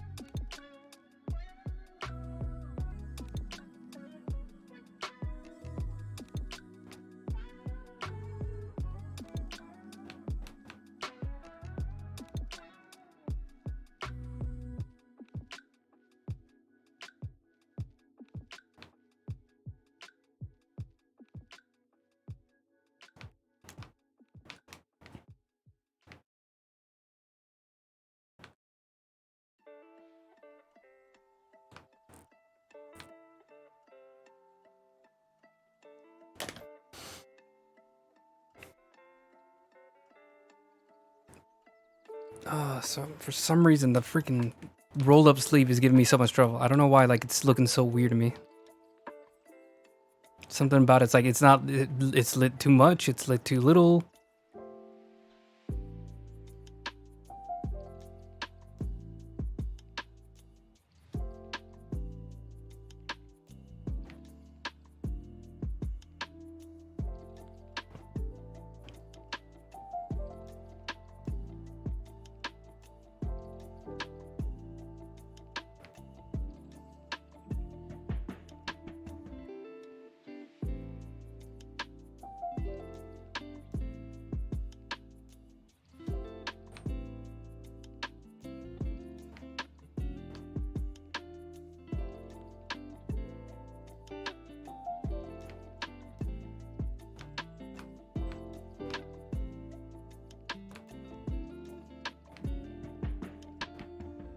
I think maybe I just have to ignore it because I don't know if there's a way to make it look right.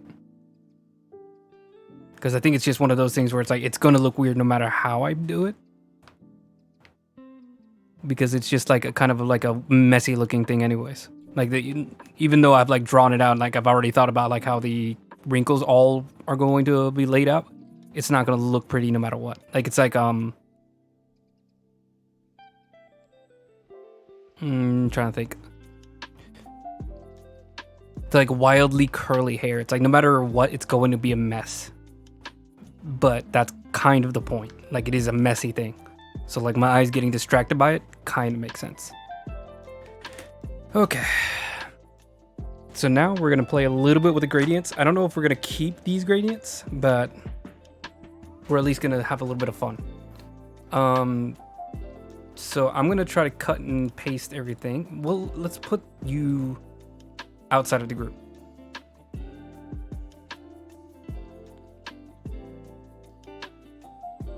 Put you way up there.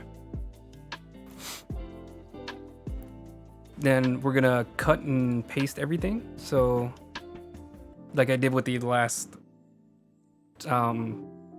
the previous piece, where I cut a little bit of the render so I could individually gradient map everything instead of having to like trim everything out individually. Control C.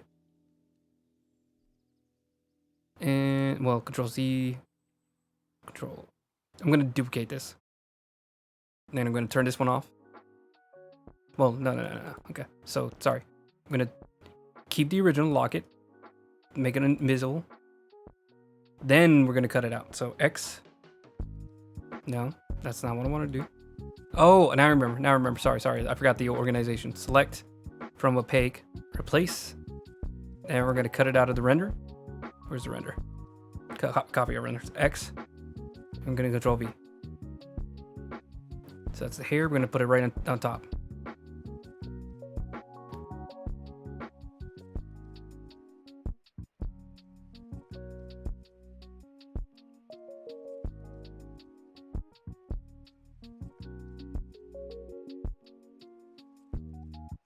Let me duplicate the flats too. Duplicate. Nope. Turn these off.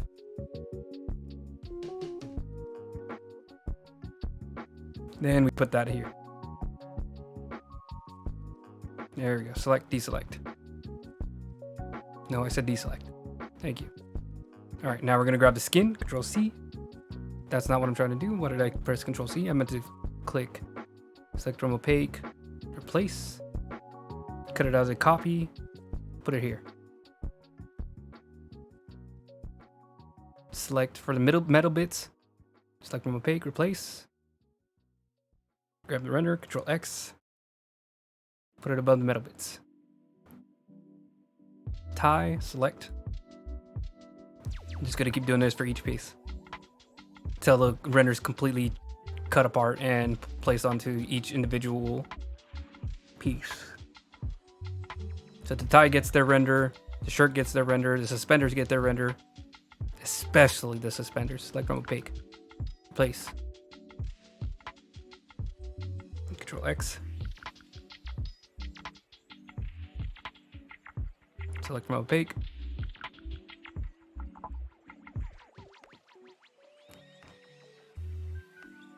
everybody gets their pound of flesh. Select from opaque, Control X. Where's pants? Pants. B. Shirt, select from opaque, place. Then eventually we can like delete some of the copies and make sure it's not too big of a file.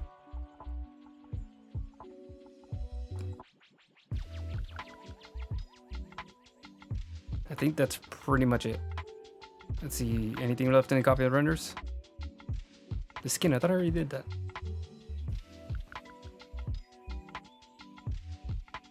What are you? Did I press Control C instead of, oh no, that's body hair. Where's the, here it is. I think this is all sections outside of the body. Select from opaque.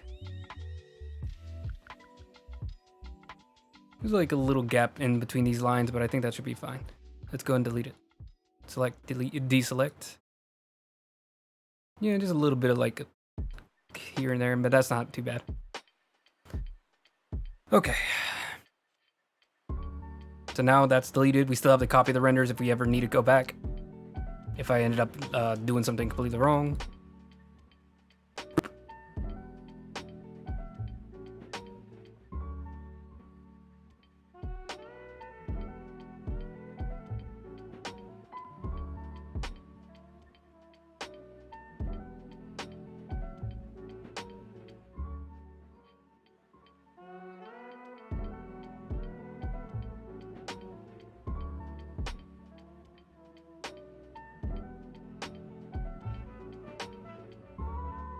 Oh, let me name this as I go along.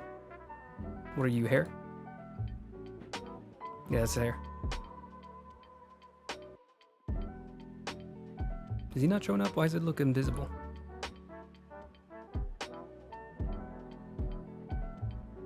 Oh, it's because they're both see-through. Pass-through, I mean. Let me double check, make sure none of these are pass-through. So we call this one metal bits. That's, I don't know why I put an extra space there. That annoys literally just me, no one else would care, but I'm a stickler for that kind of stuff. This is this flesh. It's skin, but I'm just being silly. Tie.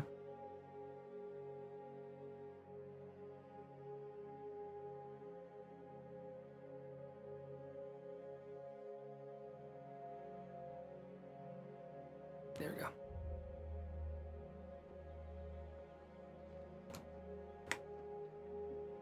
Pass-through, non-pass-through. Belt.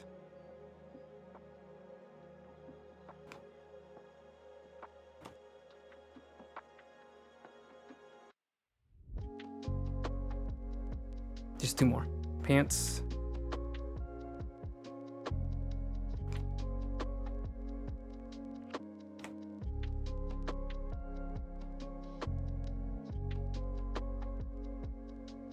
And then shirt, last one.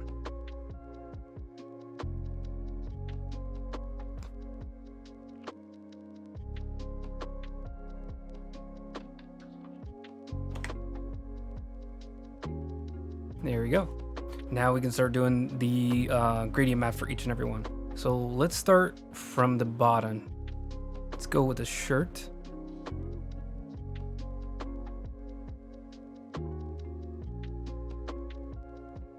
So can I apply it to the group? Filter, colors, no? No, wait, it would be map. So do I have to merge them in order to get there? What if I just put it on this shadows? Does that work? Map, gradient map. I don't know, something colorful. Just choose a random one. Oop. Just not do that. Filter, map, gradient map. Where do we choose the colors? Oh, there we go. Gradient preset. Okay, so no, that doesn't change everything. So yeah, I do have to merge these. They all have duplicates, so we're just gonna merge it. Merge the groups.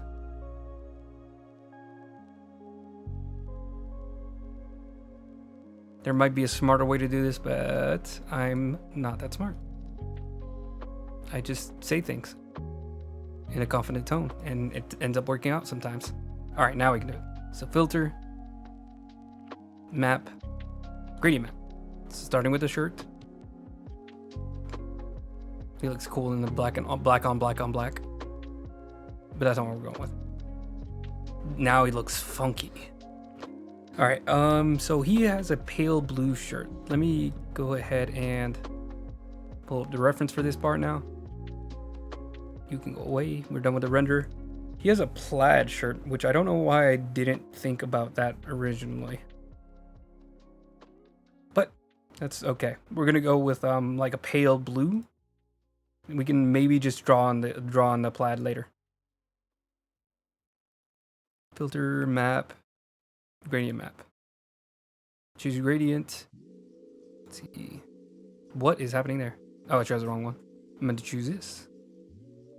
Something way subtler than that. That's nice. I like that. The little bit of orange, strong blue. That's crazy. I like that.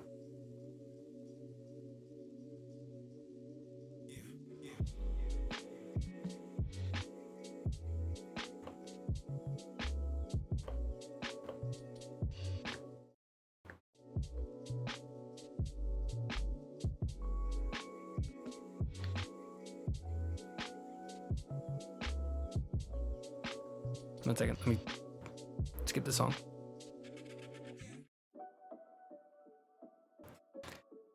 Okay. Let's see. Green. That's not at all what I'm thinking, but it's fun to play with it. That's really crazy. This is one of my favorite gradients, the night green. That's nice too. But this night green is just really nice, pleasant to look at. That's a beautiful gradient. That's actually pretty close to where I want to go. Although what I'm thinking is maybe we're gonna have to put like a different color for everything. Sorry, like one unifying tone, kind of like Fallout 3 has a green filter. I think we might have to do something like that for this piece, where like once I get all the colors in, I'm gonna put a green filter on it, but not as strong or as in gross as the Fallout 3 one, which was way overboard. What in the world? Why is this like the perfect color? That's literally like the exact shade of blue I was thinking. Like, look at that. Just that nice little sky blue color. I'm just gonna leave that there for now, because I think that's already like really close to where I want to be. Then we're gonna go with khaki pants, because nothing is more attractive than khakis. Real men live for khakis.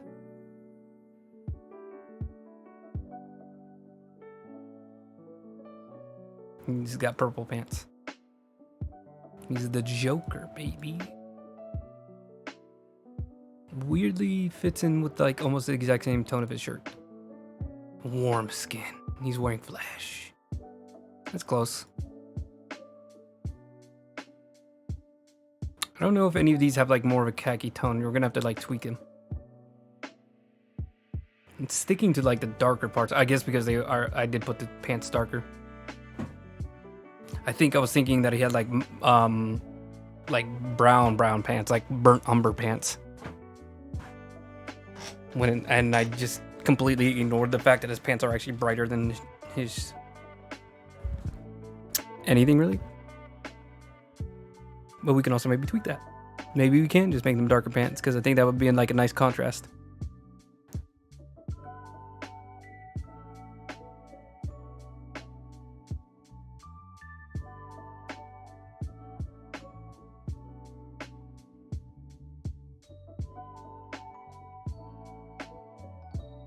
Okay, which one was closest? I think Skin Warm. Yeah, I think this singular one was the closest. So we're gonna tweak this to be a little bit more of a yellowish tone. Okay. And what are you?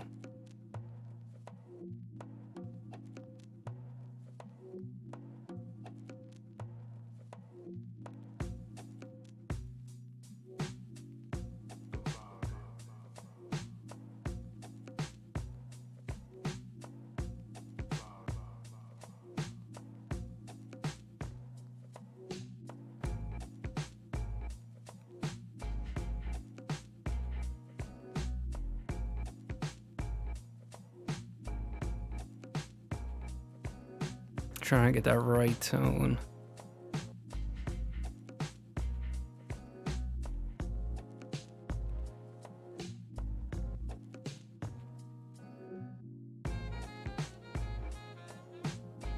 Stay with me here. I'm playing around right now.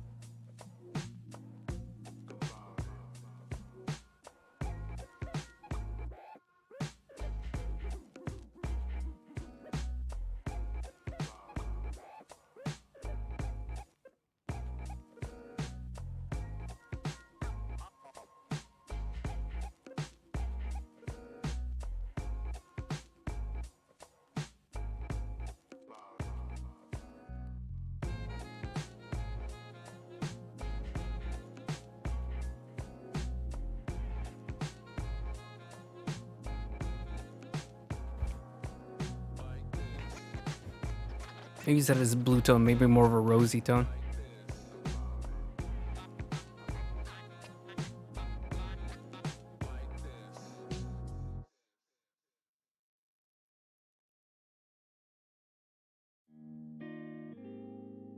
Maybe a little bit more orange in this one.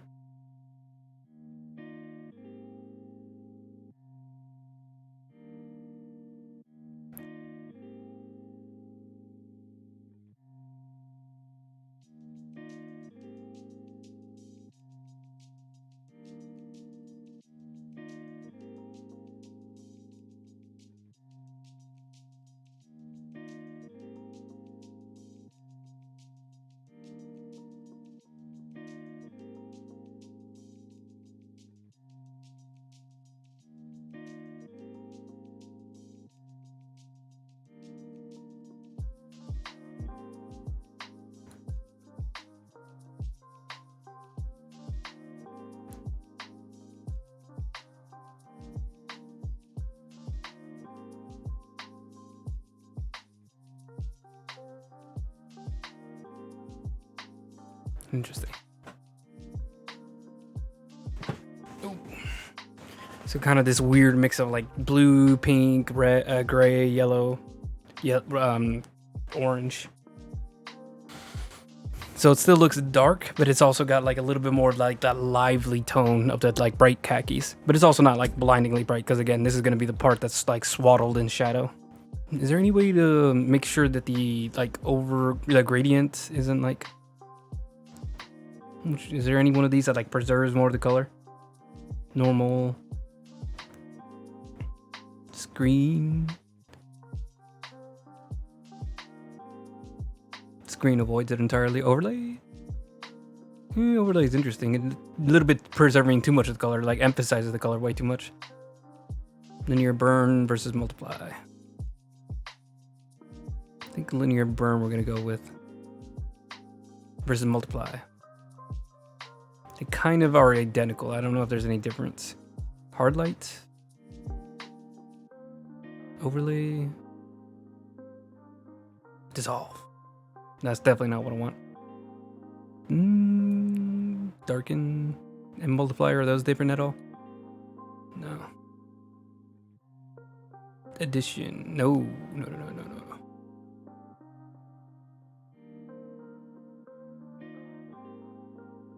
No, I guess multiply is our best choice here. Okay, more colors. I'm gonna go for his hair next, or maybe we should do the skin. Let's do the skin. Then we can do all the little details. I'm like skin, hair, then tie. That's what I'm gonna do. So splash. Filter. Nope. That moved the entire size of the window. Go back. It would not let me go back for a second there. Green map. So plenty of options here. I'm definitely going to start up on the lighter end. Let's go like lightest possible. Or lightest that it normally goes.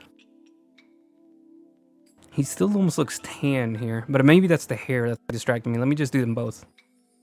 Filter, map, gradient map. Gradient preset.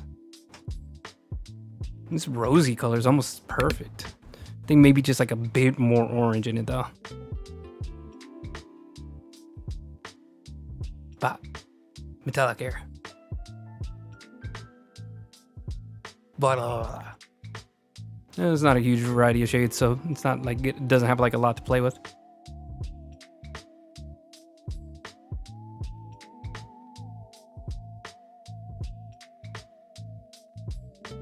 It's almost perfect there.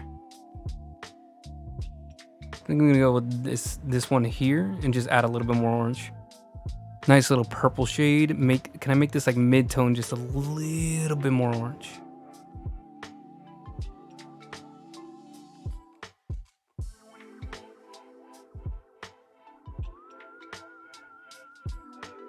There we go. I think that's good. I'm just gonna keep that there. Oops. Now I threw that all away because I did not have it as a map. So I couldn't turn it on and off as needed or edit it. There might be a way to edit it, I just don't know. Let's do this one. think it was this one. Yeah, that looks like the one. So, and then I think all I did was just make this more orange. Maybe just a little bit right there. Maybe a little bit brighter. Just there. I think that's the one. Just like a little bit of vibrancy to their hair, a little bit of a red, a little bit of orange, then a nice little purple to like shade it, to like give it a little bit more life. Ooh, I almost fell out of my chair. I'm playing around too much. Let me just sit like a normal human being for a second. I'm gonna do the tie real quick too. Filter, map, gradient map. Color preset. Which one is a dark red? What are you? Not the one I need. How about you?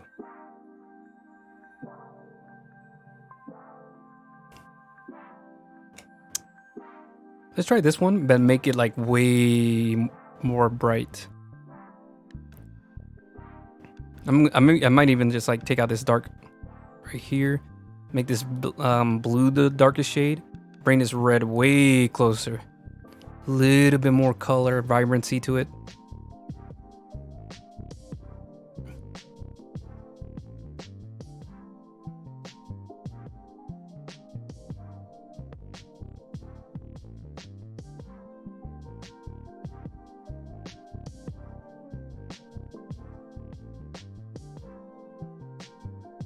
I'm gonna give this more of a rosier purplish color.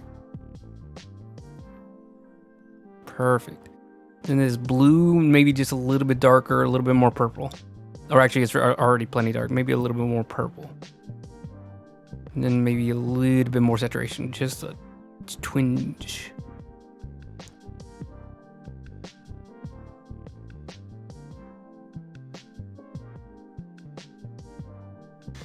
Okay. To see you can be my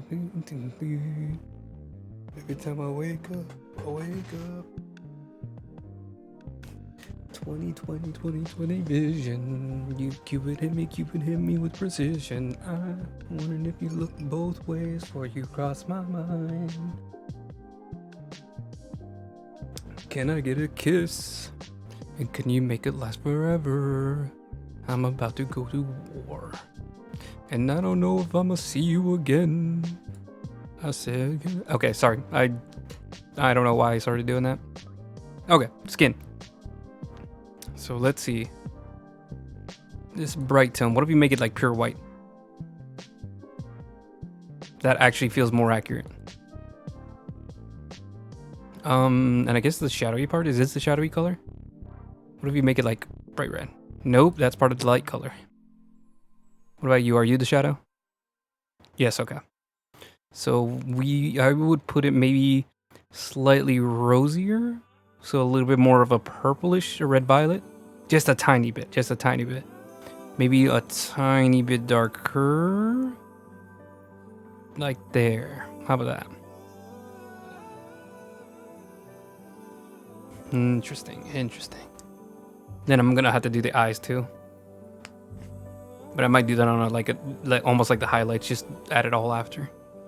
I'm gonna go ahead and do the belt. Filter, map, gradient map. Belt, I'm going brown, but more of like a reddish brown. That I think is already, I think I just leave that there. Like I don't even know if I need anything more than that. Just like a nice rosy color. Nothing too complex. Sorry for burping in the mic.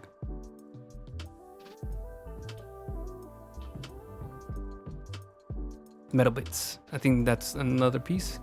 What should we do for the metal bits?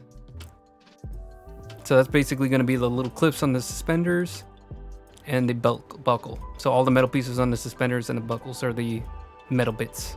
Filter, map. Maybe like a brassy color? Brass feels like a good color to put for this.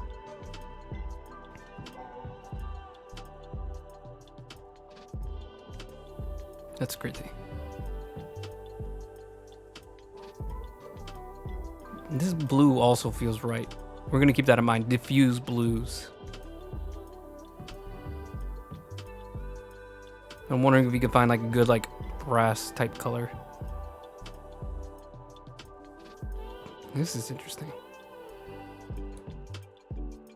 almost like a, I don't know what they call that stuff, like a grimy copper color, but once it like builds up, that Statue of Liberty type stuff.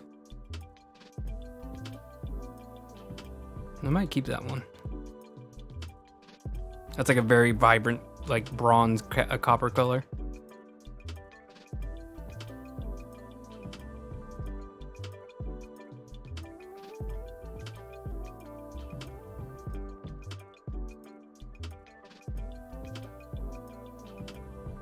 No, I think we go silver. I think we go silver. Immediately changed my mind. So I think that diffuse blues was the silver that I liked. This one right here. Is there any tweaks I can do to it?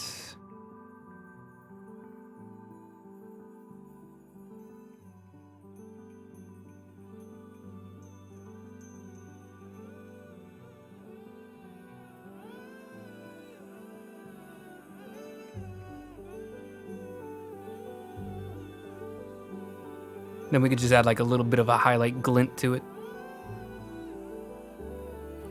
Okay, and then the suspenders. I think maybe a brown, but we might just leave it black and white. Filter, map, gradient map. Gradient presets, let's see. That's a good, nice color already. That amber color. Let's see what else we got. That's a nice little bit of purple on it too. A little tinge of purple. We like purple. That bright color is very distracting. Hold on, let me zoom out. Get a more full look of him. Full look of the outfit so we can better choose what.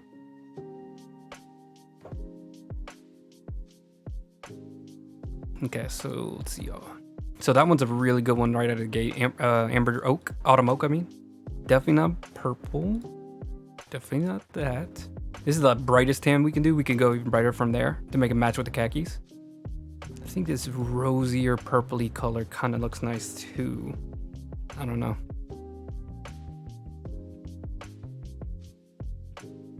This is a nice like dark color. It almost looks like black, but it's actually a bit closer to blue. And I think that cool color, it contrasts nicely with the shirt. Contrasts nicely from the tie, so you don't get them mixed together, because you know, like there's two straps that are like right next to each other. And then like the metal pieces also stand out really nicely with that really dark color. So I think we're gonna keep this one. I think we're just gonna just slide that in. That's already solid.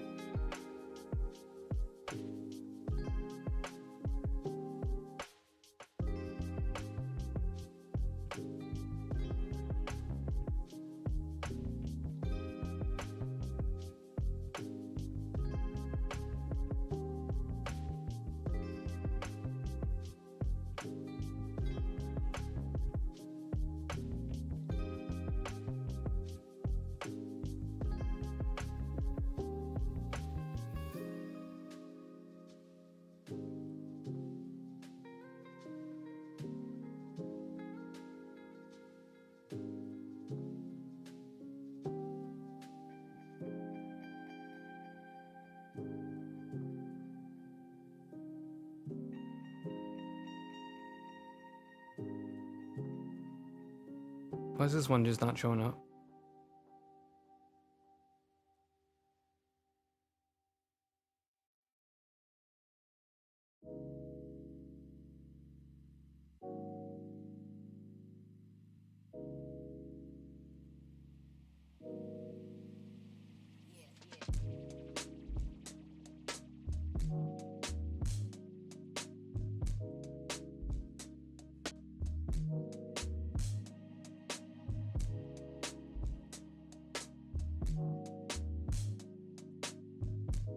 There we go. That's what I was trying to do. Make the colors a little deeper, but then we can also still have like this shadow to it. I think maybe what we do is color the shadow, but at a later time. All right, we're already at 9. We're about to hit that 3-hour mark. So I want to see if there's anything I can do. I'm gonna do like a quick highlight just to give it a little bit more polish. But we probably aren't gonna keep it. I'm gonna make sure I call it like highlight rough. I mean, my highlights aren't usually like super well rendered anyways. They're just like quick little things, even during the final part of it. So this might end up being the final if it ends up being like good enough. I'm gonna plug it out. I'm even gonna plug out my charger for this. We're going raw. I'm gonna do this. We're gonna use almost a complete white. I'm gonna use more of a rosier color. Why rose? I don't know. I think it just feels right. A little bit there, a little bit of gleam there. I think it contrasts nicely with like the steel. And I know the steel is gonna have a nice color. It's gonna have like the brightest highlights.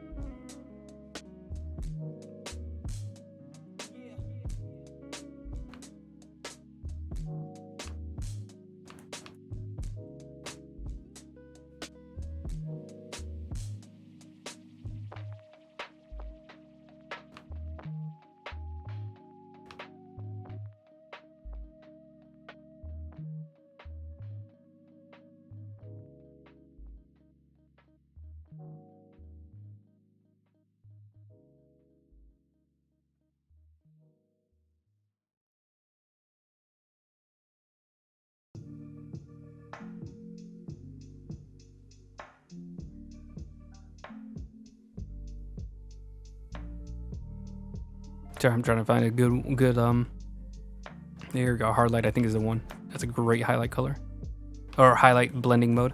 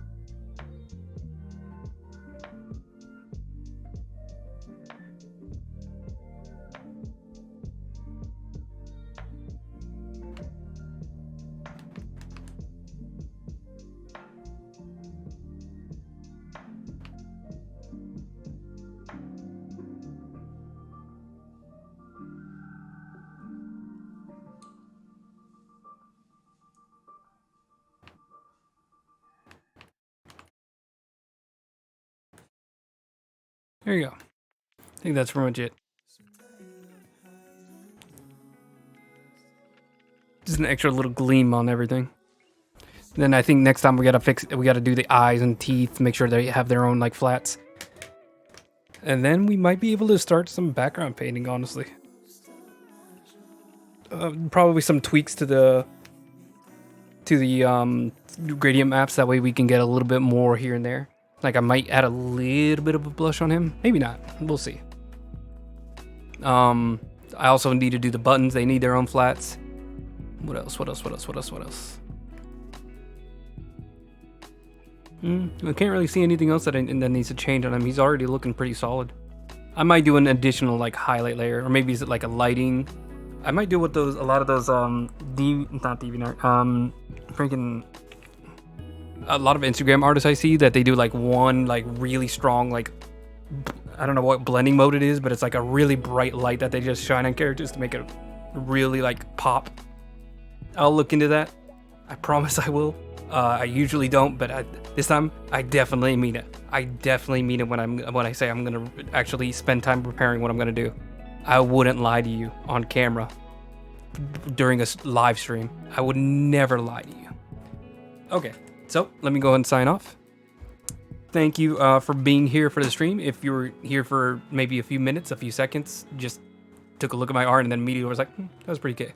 I appreciate any of the attention I give to the art or me. whichever one you prefer. Yeah, it just means a lot to me. Or if you're watching the full stream archive that goes up after I'm done with the stream. So, make sure to check out my Instagram. That's usually where I post my stuff most up to date, most of my artwork. I also do like little updates on what I'm doing as far as my life. If I'm going to any events, I'm more of the take pictures of what I'm watching rather than take pictures of myself at places, but I'm trying not to do that so much. Nobody really wants to see a concert through somebody's phone. They're all interested in going themselves. But point is, Instagram. That's mostly where I post my art. So if you want to see art, if you want to unfortunately see me, that's a joke. That's where you see me. I also have a DeviantArt. My DeviantArt's doing actually pretty decently. The last post only got like a single like, but I have had like 50 likes on one post, and 30 likes on the next one, then 20 likes on the next one. I think now it's completely died down to back what it usually is, which is nothing. But you know, I'm pretty active on DeviantArt. I post pretty much the exact same stuff. It's a little behind intentionally because I like to get my stuff on Instagram first and then bring stuff to the DeviantArt later. But it is what it is. I also have a lot of old artwork if you want to see where I came from as far as like how I developed as an artist. And then I also post extra stuff that I don't really think is like sharp enough to put on my Instagram, or you know, extra versions of stuff that I couldn't put on my Instagram. You can find that there.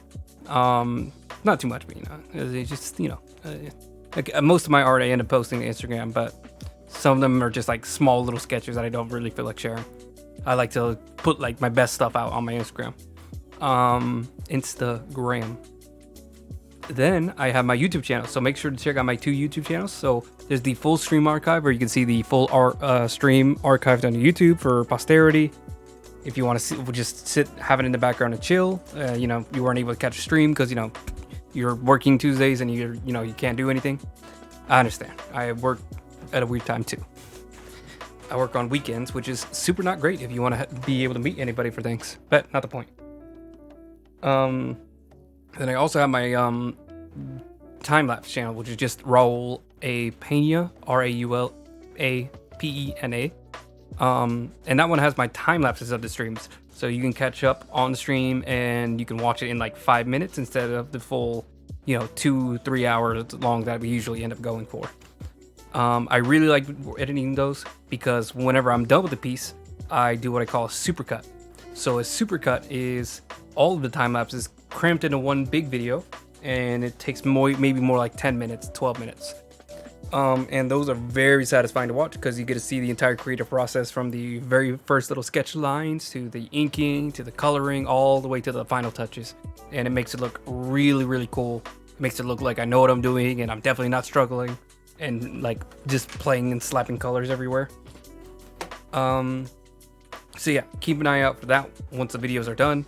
The last piece, you can see the supercut on there. I always recommend them. They're always like really satisfying to watch and really satisfying to work on, to be honest. Let's see, anything else? I have a commission sheet down below if you want me to draw one of your characters for you, whether it's Vampire the Masquerade like the one I'm working on, or D&D like I just posted to my Instagram. Just go ahead and send me a message on either Instagram or email. Email's probably best. Instagram I'm pretty active on. You can try DeviantArt, but DeviantArt is pretty bad with bots. Instagram is crazy bad with bots too, actually. Like, I don't know how, because they'll have like fake accounts that like have posts, have just bios, and it's so close to looking real. So, try very hard to actually make it look like a serious request if you want me to do your art, or if you just want to chat. I'm also, I'm not gonna say no. Worst I'll do is ignore you. Because, again, bots, I don't know who's real or who's not. Everybody's fake. Everybody's a bot. Let me take off the little guy. There we go. So now it's just the piece. The shadow rough too.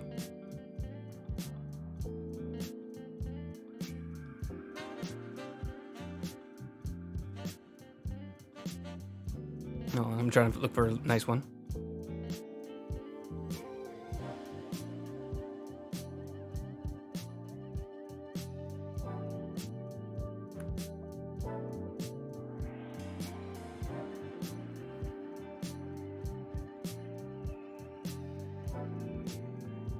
Okay, sorry, got distracted with that. So yeah, I can draw D&D characters. I can also just draw your like favorite anime, manga, or comic book character. But yeah, usually I like to be commissioned for D&D characters because I just have done that a lot, and I really enjoy like the stories of your characters and like the moments that they're in, and trying to like figure out how can I make this character look as cool as possible and represent what they're supposed to be as well as possible. Like if you want me to do a goofy guy, I will make him a goofy lad. I am good at making goofy lads. When it comes to like super complex like paladins with armors, and you want to talk to me about how he has a forked weapon so it can disarm people while he's locked in blades. Talk to me about it. I like that stuff. I remember a warlock character that a guy had me draw, where we talked about like how his magic would create like little clouds of skulls, and like there would be spirits in his magic as he waved his hands around, and that stuff is awesome. Like it's super fun, super cool. It's super overdone. Like it's so like much detail that I like to put in characters, but I love it. It's fun. It's fun. It's a good time. And then I'm a big fan of Batman, Hellboy. Like if you have a comic book character you want me to draw a Squirrel Girl for you, or Thanos, or Iron Man. Maybe I should mention some DC characters that everybody only knows Marvel. Why am I the only DC fan? Anyways, not a point. It's because the movies suck. That's mainly why. Yeah, just hit me up. I have a commission sheet down below if you want to take a look at the rates. We can also just bargain and discuss things, because I understand that the prices there are a little complex to understand. But it's what I feel comfortable with right now. Like I don't want to have like a huge amount of work piled up for me. But maybe one day it'll be subject to change. I'm willing to go down on some prices, and if I'm really interested in what you want me to work on. And then if you don't want to go through the hassle of going through commission, you can also just give me a one-time donation through my PayPal down below. I should maybe double check to see if that actually works, now that I think about it, because I don't think I've ever had anybody use it. But that's also an option down there. I'd really appreciate it. It just helps me feel like my time here is appreciated. I appreciate. Yeah, it would mean a lot to me to show that like you like what I do, you like the art that I make, and you like spending time here. It could go through to me improving the stream quality. It can go to me just spending more time on Twitch in general. And yeah, I think that's about where we're gonna wrap up. Thank you again. I'm gonna continue working on the gradient maps, maybe a little bit more to color, and if we're lucky, we can maybe start some very basic painting. Don't want to get your hopes up, because I am the way I am. Like I do like to take my time with things if I think I can make it better. But look forward to that. If not next stream, then the stream after that. I had a good night. I'm probably gonna edit these videos as fast as I can, so I can get into Baldur's Gate as soon as I can, because good God, am I addicted. But anyways, hope you guys have a good one. Bye bye. Good night. Bye bye. Adios. Bye bye.